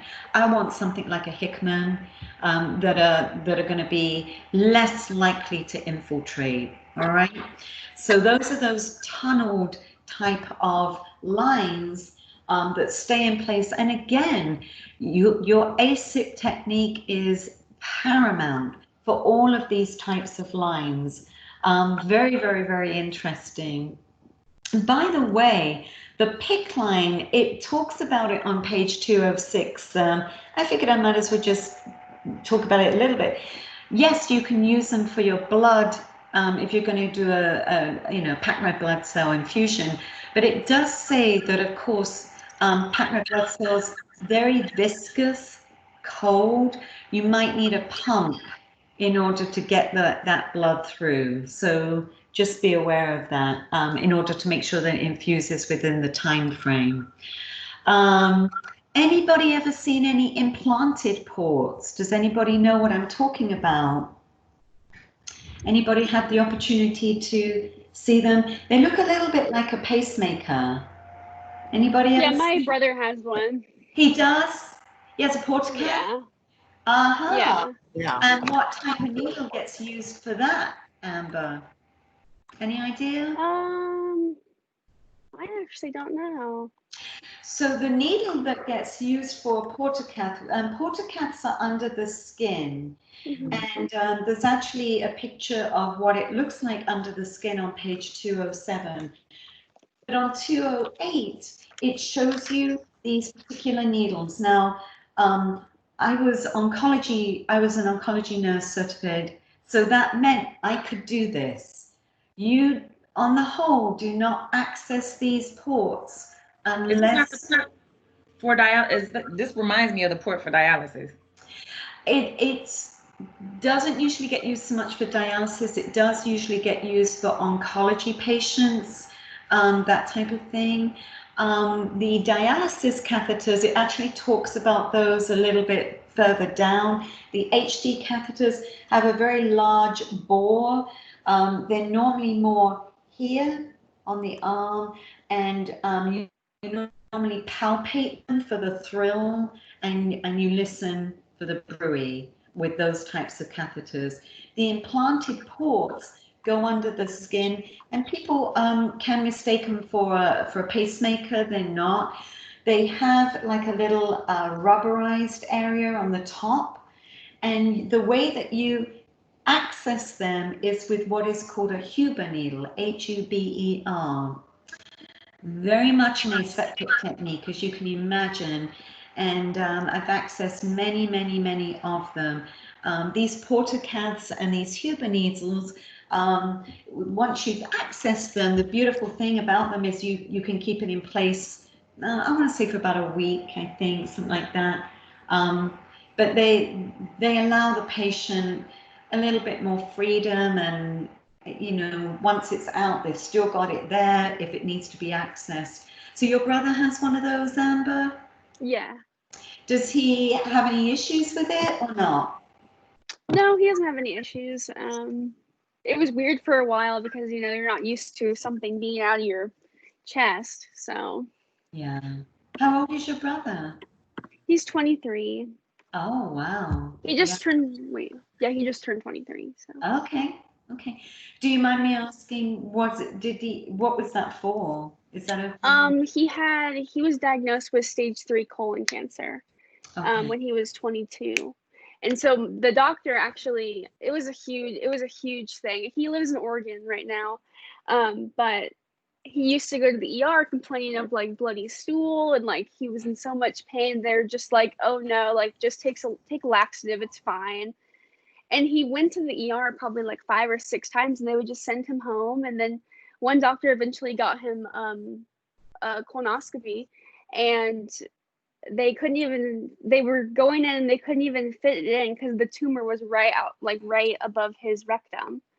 And it was huge, and it was massive, and then they were just like so confused because he's so young, and colon cancer is usually for like 50 plus. Yeah. And so and we just found out it was like a genetic thing. We have a thing called Lynch syndrome. Yes. And so it's just in our genetic makeup that we have like a really, really greater chance of getting like breast cancer or cervical or colon. So we get tested like every year. We get colonoscopies and all that stuff. So it's all good. But yeah, he just got his tumor taken out, and he has a ostomy bag right now. So yeah. He's doing okay though? Yeah, he was positive throughout the whole thing, and he has a good support system. He has a 2-year-old daughter, so he was taking care of her and going through this. He's like a really strong person. So that's great. Yeah. That's great. That's awesome. And as I say, the portacaths, I use them. That's what I did all the time. So accessing them, the needle is completely different. It's what's called a non-coring needle. It's specifically for ports, and people that access these, if you are not certified to access this, don't let anybody talk you into accessing it. Okay, it's a very specific procedure that we do, and it has a very specific needle. The needle is a 90-degree needle, very different. So thank you for sharing that. I appreciate that, and I hope he's gonna be doing pretty good. He's I'm sure is he doing chemo, I would think? He goes back every 3 months just to check on his markers or something like that. But yeah, he's like all cleared. Like they don't see any signs of it right now. So thank God. But yeah, that's wonderful. It was really scary because they thought it was going to be stage 4, and but it eventually was stage 3. I mean, all stages are pretty bad, but yeah. Lynch syndrome. So you have to, one of the things that I always look at with things of that nature is making sure that you what is called detoxify a lot. Yeah. I don't know if anybody's ever talked to you about detoxification, but that's something to really bear in mind. We can talk about that sometime. In fact, I want to say next week is oncology, isn't it? Next week is oncology, I think. No, I'm sorry. Maybe week 4. Week 4 is oncology. But seeing as though do you mind us hanging out for another 20 minutes and just going through this chapter, seeing as though we're on this chapter? Is that okay with you guys? Because this was your assignment today and you've already done it, so that's amazing. You just rolled with it all, which is awesome. A couple of things I want to just bring out actually in the infusion therapy is the use of plastic, seeing as though we're talking about detoxification. And what they're noticing, it's actually on 209, and I thought this was really interesting, is the use of PVC. And one of the concerns that they're having is the chemicals in PVC that is leaching into the IV fluids or into medication, and they're now, although the FDA, it says here, determines that there's little or no risk posed to most patients exposed to DEHP. I'm like, yeah, well, we know how that goes, right? That's just my, I find it interesting that there's little or no risk. Okay, but even so, they're still promoting the use of DEHP-free IV bags for certain groups of patients. And it's useful to bear this in mind. That's why sometimes you're going to see certain medications in a glass bottle, like nitroglycerin. You're going to see that in a glass bottle because you don't want the leaching not only into the medication, but out of it. So therefore, with things like nitroglycerin, you might not know exactly how much medication you're giving because if it's leaching out. Okay, so that's one of the things that they bring out there. Other things as well, insulin is another one. That's why you see insulin in glass. And it talks about some of the other pieces as well. So I just wanted to bring out one of those types of things. One of the things in chapter 13 that I thought was interesting from my perspective is page 217 all the way through 221 talks about the complications of IV therapy. And it sort of goes through where we're looking at things like, as we talked about, infiltration, that's a massive one. Phlebitis is another one, thrombosis, and it just goes through all of the different pieces. Now, one of the things I want to bring out is making sure that you cite that vein well. I don't know about you, have any of you, and you're the phlebotomist, Evelyn, but I have to say, I actually got a bit of nerve damage once myself from just a phlebotomy. Has anybody else experienced that? Yeah, no?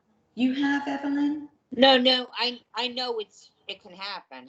Yeah, it took quite a few months for it to recover, actually. It was incredibly painful initially, you know, and you do have to be careful. Remember, there are a lot of nerves around there. You don't want to transect a nerve, okay? So if when you're putting that IV in, if that patient is going, oh my God, that really hurts, it really hurts, take that IV out, okay? Then they're probably not playing. It may have touched a nerve. So just be aware of those types of things. one of the other things, actually, the surgeon that I work with, she has lymphedema as a result of an IV that was put in her, and she has one hand that is permanently swollen as a result of an IV. So, and she's a surgeon. So, you know, just be aware of these pieces of what can happen. Another thing I want you to be aware of, actually, I think this is really important, and I sort of talked about it a little bit, like pushing fluids really quickly through an IV. You know, I'm in a rush, I want to get out of here, I'm due to go on my break, it's the end of the shift, whatever the scenario is. Please be aware that you can get a reaction, of course, a systemic reaction if you push that neck too quickly, right? So please be aware of that. Even simple things sometimes when you're pushing Phenergan can have quite the systemic reaction, and people think, oh, it's an anti-nausea med, but believe me, it can cause an awful lot of problems. People can go into respiratory distress, even with something simple like that. So I do want to bring your attention to those types of things. The other thing I want to bring out in this is, let's see, documentation. On page 216, it gives you just a nice little breakdown, bullet points of your documentation and what pieces you should incorporate in there, okay? That's something else I want to bring out to you. And what else? Oh, I think, well, the other pieces I'm just going to mention as well. And I've seen it in the ER where if you can't get a line, you might go intraosseous, which means into the bone. And there's a specific procedure for that, where, you know, they just can't get a line at all. And on page 224, it does show you how you can, they basically drill into the bone really quickly, and it's like a special line that goes in. Now, that of course is for an emergency type of situation. Somebody is in cardiac arrest or whatever, and everything's shut down, and they can quickly get at least a line, but that's not a line that's going to stay. But of course, you've got a massive risk of what with that when you're putting a line into the bone. Infection. Yeah, osteomyelitis, massive thing. And then, of course, what's called compartment syndrome as well, because if that infiltrates, it's got nowhere to go, right? So you can quickly fill up that compartment and cause a lot of problems like necrosis in that area. So just be aware of that. A couple of other pieces I just want to mention to you is intra-arterial. And again, I was somewhat familiar with this. You can actually do chemo. It's called chemoembolization, where you go into the artery, like the hepatic artery, and you actually can give chemotherapy directly into the arterial bed and sort of shut everything down that way. So I just want you to be aware of these terms. I really don't think that you're going to get something on the HESI about them, but I do want to bring that into your awareness that of course, that there are other ways of doing IV therapy. The other two, I just want to bring to your attention as well on 225 through 227, a couple of pieces which are the intraspinal ones. You've got your epidural, right? And as it says it right here, the epidural doesn't actually hit the spinal cord. It goes into the area surrounding around the spinal cord. And then, of course, we've got what is going to go into the spinal cord space, which is intrathecal. And that's something to be aware of as well. And of course, you've got lots of risks with both of these, don't you? What might be a risk with putting it in one of those areas? What would you think could be a risk? Paralysis.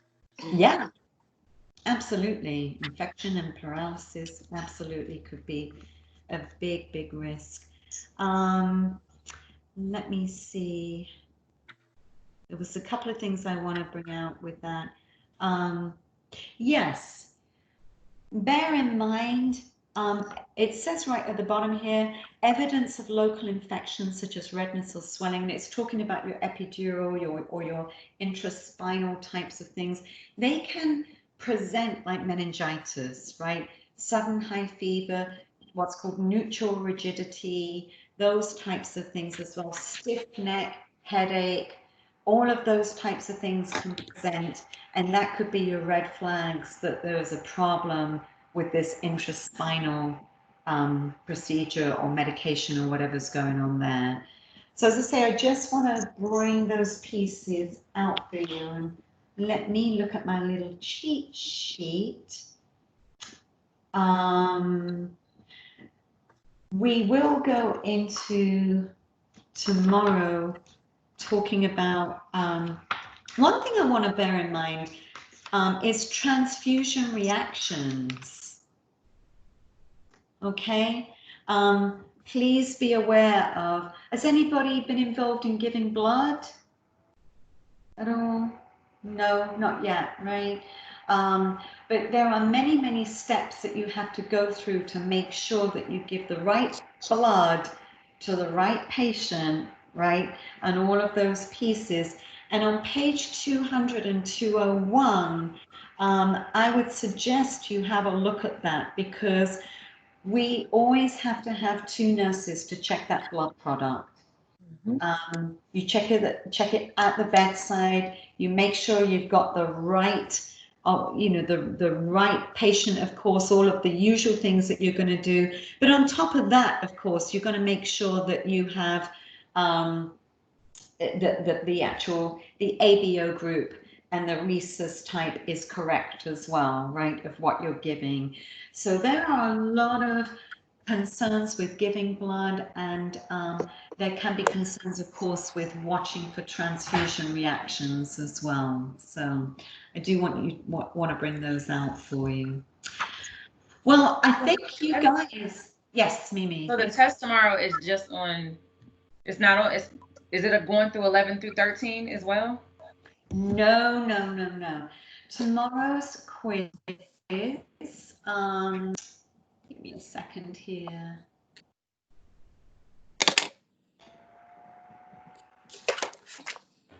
Give me a minute. Just 1, 4, and 7, right?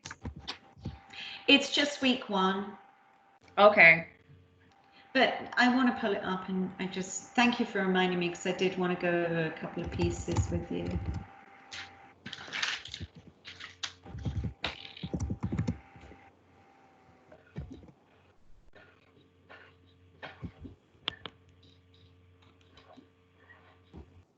Okay.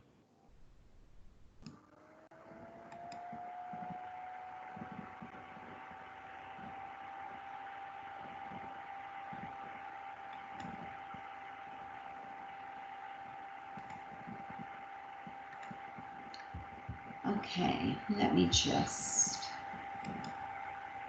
It's 25 questions.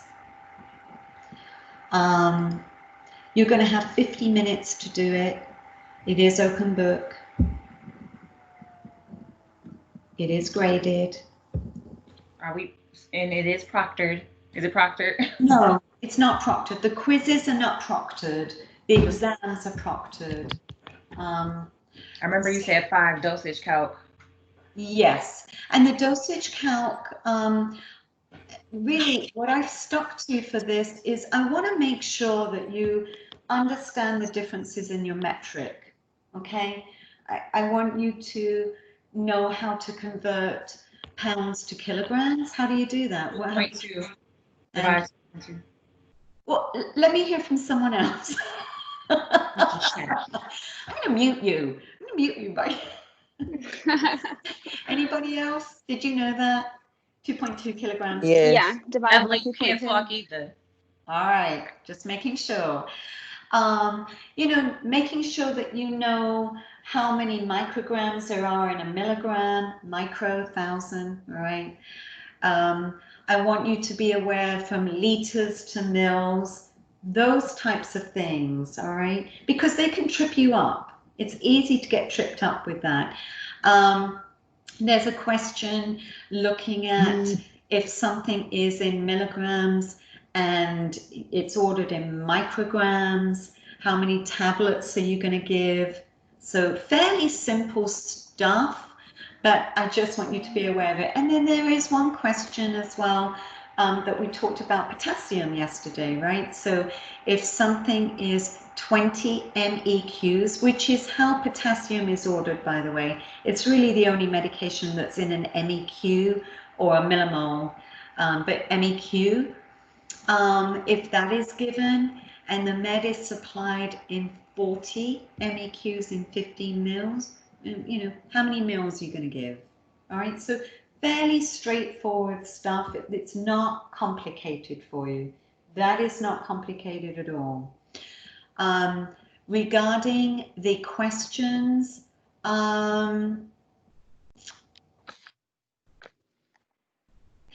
we're really looking at mainly pain.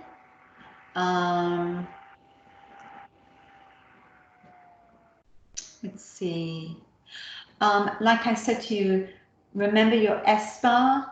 Remember what you're doing with your SBAR, right? Make sure you understand things like how you would work with an unlicensed personnel.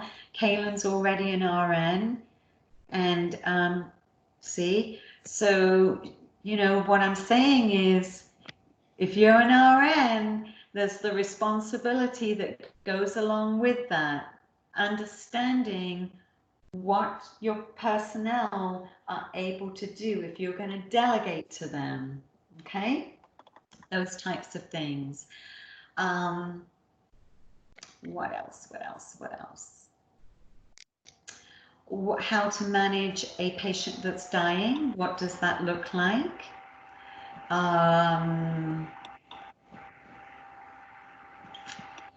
Know your pain meds. Know a little bit about your pain meds. We touched on some of them, things like ketorolac,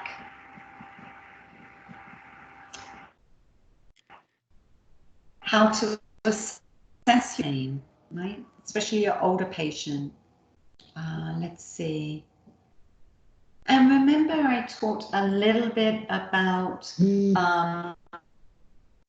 talked a tiny bit about ethics and understanding the ANA Guide for Ethics, but more so about the differences between beneficence, autonomy, those terms. Remember those terms that I talked about a little bit in chapter 1? You may or may not remember, but just sort of bear in mind some of those terms as well, what that means. I think you're all going to do perfectly fine. Now, the quiz tomorrow, we will meet at 8 and you'll do your quiz synchronously. It'll be like, I'll open it up for you, I'll give you the code, and then we'll get back together again at 9:30 and we'll just spend a couple of hours going through these chapters with you. Does that sound reasonable? Yeah. Remember to schedule your one-on-ones with me. And what days are you available for that again? So let's see, what day? I mean, I'm happy to schedule one today with you if you want. You've got today through, let's see, I think I put some on the calendar for tomorrow. If you want to look at the calendar in Canvas, you'll see I've scheduled half-hour time slots. But if you want to schedule some time with me today, that's perfectly fine. I'm, you know, free. If you want to go over a little bit of ABG work, I'm happy to do that with you. If you want to do that today, or if you want to, you know, we can do that in our 12-hour next week. You know, I don't have to do, you don't have any ABG questions on this quiz, so don't worry about it right now. But as I say, I'm happy to do some of that. I really like that join my quiz thing. I would, be fine with doing another one of those. But yes, Mimi. Okay, I'm sorry. Go ahead. I'll wait until we're done. No, because I was looking for the calendar, and as I was looking for the calendar, I'm like, I know I submitted our work yesterday, and it said I didn't. But I'm tripping. Go ahead. Did you find the calendar? No. Oh yes. Okay. If you go on the side, it says like find something, and I see where like on Thursday you got 1:30, 2 and 2:30. Yeah. So there's sometimes there, but if you want to schedule it today, Kaylin, that's perfectly fine too. I have time today. If you want to schedule it after when we close down now, it's not. What's today? Today is the 5th. And you said it's where, Kaylin? If you go to I'm on the calendar, okay, but I don't see where you. On the right, it says find appointment. Yeah. And then push submit, and then it'll pop up the different times. Oh, nice. Okay, cool. Yeah. So you can just, if you want to do that, that's perfectly fine. If you want to text me and just organize a time, that's fine. Now, Fridays, I work, doing my more primary care stuff Fridays and Mondays. So as I say, I'm not really free those days, but pretty much the other days I'm free. It's not a problem at all. So as I say, regarding, I don't know if normally what we do is I have an assignment for you, you go off and do it, and then we meet. But I mean, we've met for 2 hours today, and I think you guys did an awesome job with your IVs. And we pretty much went over chapter 13 as well, looking at IVs. But I do suggest, even though I go over stuff, it's really just a superficial go over. So I do want you to read that chapter, because I'm a big believer in sort of, there's those little fine pieces that I'm not saying they're going to be on your HESI, but you just never know what's going to be on the HESI, okay? What I might do is I might find something regarding, you know what? I wonder if I could find something about transfusion reactions and just put that up there. Maybe what we'll do is in our 12-hour, we'll do a join my quiz, and I'll see if I can find something like that. Are you guys familiar with transfusion reactions? Have you ever discussed that? Did you discuss that in funds? I don't recall. Okay. I don't. So is that when you have a different reaction to giving when you're getting blood, like yes. a adverse effect? Yes. The body can react, chills, fever, back pain. Those are sort of your classic signs of a transfusion reaction. Because you've got an incompatibility going on there. So those are sort of your biggies that you're going to see with a transfusion reaction. That would be your big signs and symptoms. I'm sort of surprised. I'm looking in your concepts of IV fluids, and it's talking about IV fluids, but it doesn't necessarily talk about ABO transfusion reactions. So I might see if I can find something on that for you, unless it's something that we talk about later on. But I don't recall it being touched on. But I do think that it may have been in the HESI, so I do want to make sure that you guys are aware of that, okay? It's in the funds book as well, too, Ms. Fletcher. It is in your funds book? Okay, so, all right, because I was going to say, it doesn't seem like it's in your MedSurg book. So maybe you did go over it in funds? And does it say, Rhonda, exactly what I was just saying? Fever, back pain, those types of things? Yes, and what blood is compatible with, the different type of donors. Yes. Okay. Okay. So I just want you to have an awareness of that. I don't think it's something that is brought out in this particular course, but of course I do need you to be aware of ABO reactions and what can happen with those if you give the wrong blood to the wrong patient. Thankfully, I've never had that happen. I'm very thankful about that. I have had a whole unit of blood spill over me, actually, but I haven't had anybody have those reactions. I'm very grateful for that. What? Nothing. I'm gonna wait. I'm sorry. I'm tripping right now because I'm awake. Go ahead. Sorry. I'm finished. All right. So your quiz you're good with. So Mimi, let me see what you were saying. You were saying something about you couldn't find something. No, I found that. So when I look, okay, so real quick, and I know it because it pertains to my group. So yesterday I submitted our work, and when I go into when I go into grades, it says week 2 clinical work. It says it's late. Then it says I haven't done it yet. So why would I have marked it yet when we haven't finished clinicals? No, for yesterday. Don't worry, it's okay. It's okay.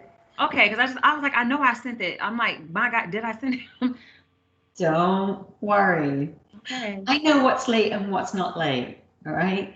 Okay. It's like Google. Google thinks he knows everything, but they really don't. So it's like they're machines at the end of the day. Things are only as good as what we put in, right?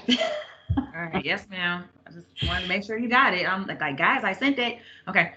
Okay. So let me just look and see what the issue is here. So you're saying the Tuesday clinical work, they're calling it late. And I don't know why those dates were all messed up. See it? Let's see.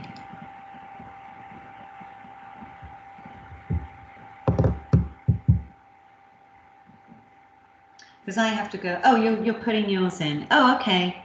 Yeah, well, I haven't graded them yet, so don't worry.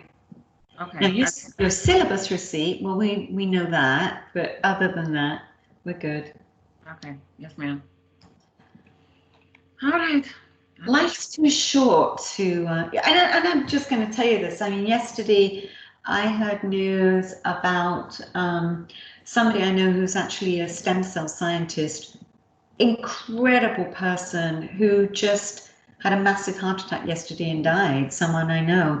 And I'm like, oh my gosh, life's too short for the small stuff, Yeah.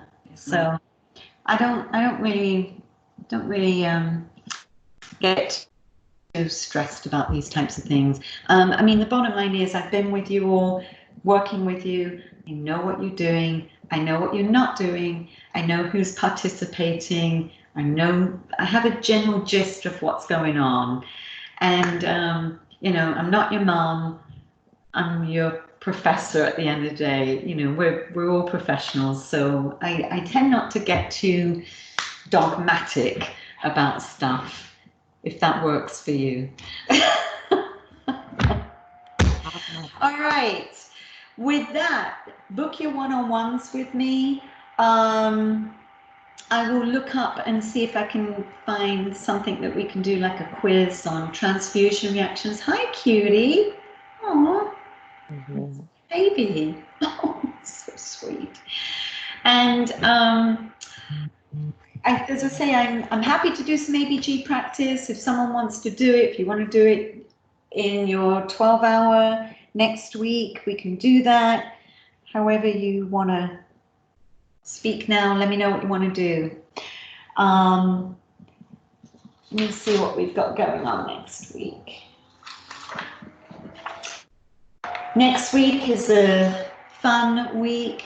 It's operative care and infections that we'll be doing. But as I say, at some point we'll be doing some ABG work anyway. I might even just wait until we do respiratory and just do some ABG work then. So, okay. Yes, ma'am. Any concerns, any questions, thoughts, things that you want to do that we're not doing? Are you doing enough? So we have like 2 minutes per question. Yes, exactly. Exactly. Yep, but it's open book. So, you know, hopefully you'll have time to look at stuff. Anything more that you want to do that you feel you're not doing? I love dosage calc. Like Okay. I love it, and I feel like I've kind of gotten out of the rhythm of doing it. So maybe we could do that more. Absolutely. All right, Okay. so we will put some time next Tuesday to get some dosage calc in. All right. Okay. What are there some areas that you want to focus on, like milligram per kilogram or mils per hour? GTTs, I didn't hear that. drip factors. Drip factors, drops per minute, that type of thing. Okay, that gives me an idea. All right, so let me get some questions together for you. For next Also week. some INO questions, because sometimes I get confused with if we have to add it and then subtract it, or if we just have to add it, and I don't know. I just get confused sometimes with those. Perfect. All right, so let me get some of those together for you, and we'll use the whiteboard, and we'll do some questions and drops per minute type of questions next week for sure. And can we do some NCLEX questions like every day, a couple of them? Can you do them? I mean, I can do them at home, and I do, but I mean, we would do it a lot of times, like during class, like do a couple, just to keep it together. Sure. Yeah. I mean, you can. Let me think about that. Let me think about that. Yeah. The reason I say that is because you've got your resources for that. You know, quite frankly, I mean, what am I doing? I'm just pulling in the same stuff up that you're looking at. Okay. And, I mean, that's my only thoughts on that. I mean, I don't mind it. I just don't really. I mean, it's such a broad topic. But I mean, Miss Fletcher, yes. you mentioned something about using the standards, the HESI book for the final remediation. You said to study in that book. What section? Because I know it's a large section. Is it just respiratory area? I mean, what section are we supposed to be looking into? For your remediation, you mean? I mean, the studies for the HESI test at the end. Well, the thing is, the HESI is based on the work that you've done with your med-surg book, you know? So this course, a lot of the work from this is related to your HESI. Did you not find that, Rhonda? Because when you did the HESI this time round, did you find that it was based on the work that you did or not? See what happened was I was studying through the HESI and NCLEX RN examination book, the brown book that we have. I thought that was associated with the HESI. Okay. I don't know if you know anything about that book that I'm talking about. No, but let me look and see if I can find what you mean. Give me a second. And then we also have the Saunders Comprehension Review and NCLEX examination book. Right. But to me, those are books that you use, those are your adjunct books for you to use. And in fact, in your homework, in your syllabus, it talks about, for instance, using, let me just see if I can find it for you. For instance, Silvestri, which is your Saunders book. Right. It says, read chapter 5. This week, you have reading in Silvestri 8, 9, 12, and 13. You know, so I would suggest that's the whole point, to use those books along with what we're working with. But are you asking me to read those books as well with you? Is that what you're asking? Yes, ma'am, because I found out that the NCLEX book that you're saying is in the syllabus that we're supposed to refer to when you put those, you know, 1 or 2 chapters, like chapter 5 for cultural awareness. You know, one of those questions was on the HESI too as well. So it would be good if you just touch up on the chapters you have on your syllabus in that book. I see what you're saying. Okay. Yeah, I can do that. So yeah, because normally I just work from the actual Med-Surg book, because the NCLEX book to me is more of the self-study book. But I mean, that's really, otherwise that's a lot of material to try and lecture from, quite frankly. So that's why that NCLEX books is really geared more for you to look at that information and work from it yourselves. But on our one-on-one, Rhonda, we can look at that and see, and you can we can have a look at that together. Let me just. There was something else that I think somebody was asking about. Was there dosage calc, drops per minute, INOs, and as I say, really, I feel that the Silvestri, the NCLEX books, those are really more your self-study books, quite frankly, as far as I'm concerned. Because otherwise, I mean, there's just a way to get all of that information in a 3-hour lecture. And also, guys, I feel like, and it's just my 2 cents of the matter. First of all, Professor, you have a lot going on too. Not trying to say that you can't multitask or juggle, but guys, we can get together after she drops off the call, because it's like, to me, in my opinion, we're out of clinical and we're out of class time enough to give ourselves another hour if we want to just stay on the phone. I mean, on the team, and then go to the Saunders book or whatever, and somebody can just flip it on share screen, and we can go over it together and not have to incorporate her from taking away from her lecture, which is what she's supposed to be focused on, her lecture from the Med-Surg book, and incorporating that. So we can get together and do that. That's just my opinion. She has a lot going on herself. Well, and that, I appreciate that. And as I say, I'm just looking through the, give me a second here. I mean, I'm fine today if you want to do a bit of drops per minute stuff, if you want. I didn't know how you feel, because normally it's clinical time. You would normally do clinicals. You did what you were supposed to do. You all did a great job of it. And see, I just, for instance, here's what I'm saying. I mean, and I don't tend to use VCEs, thank God, right? You're all saying. I steer away from that, and I prefer to do other things instead. Let me just, give me a second here. All right, so in your ebooks, for instance, it's got your clinical companion, your study guides. It's got your study. I'm looking for the Silvestri book, which is your NCLEX book. Yeah, that's your Saunders book. And as I say, I always see that book more of your own review. I'm just pulling it up.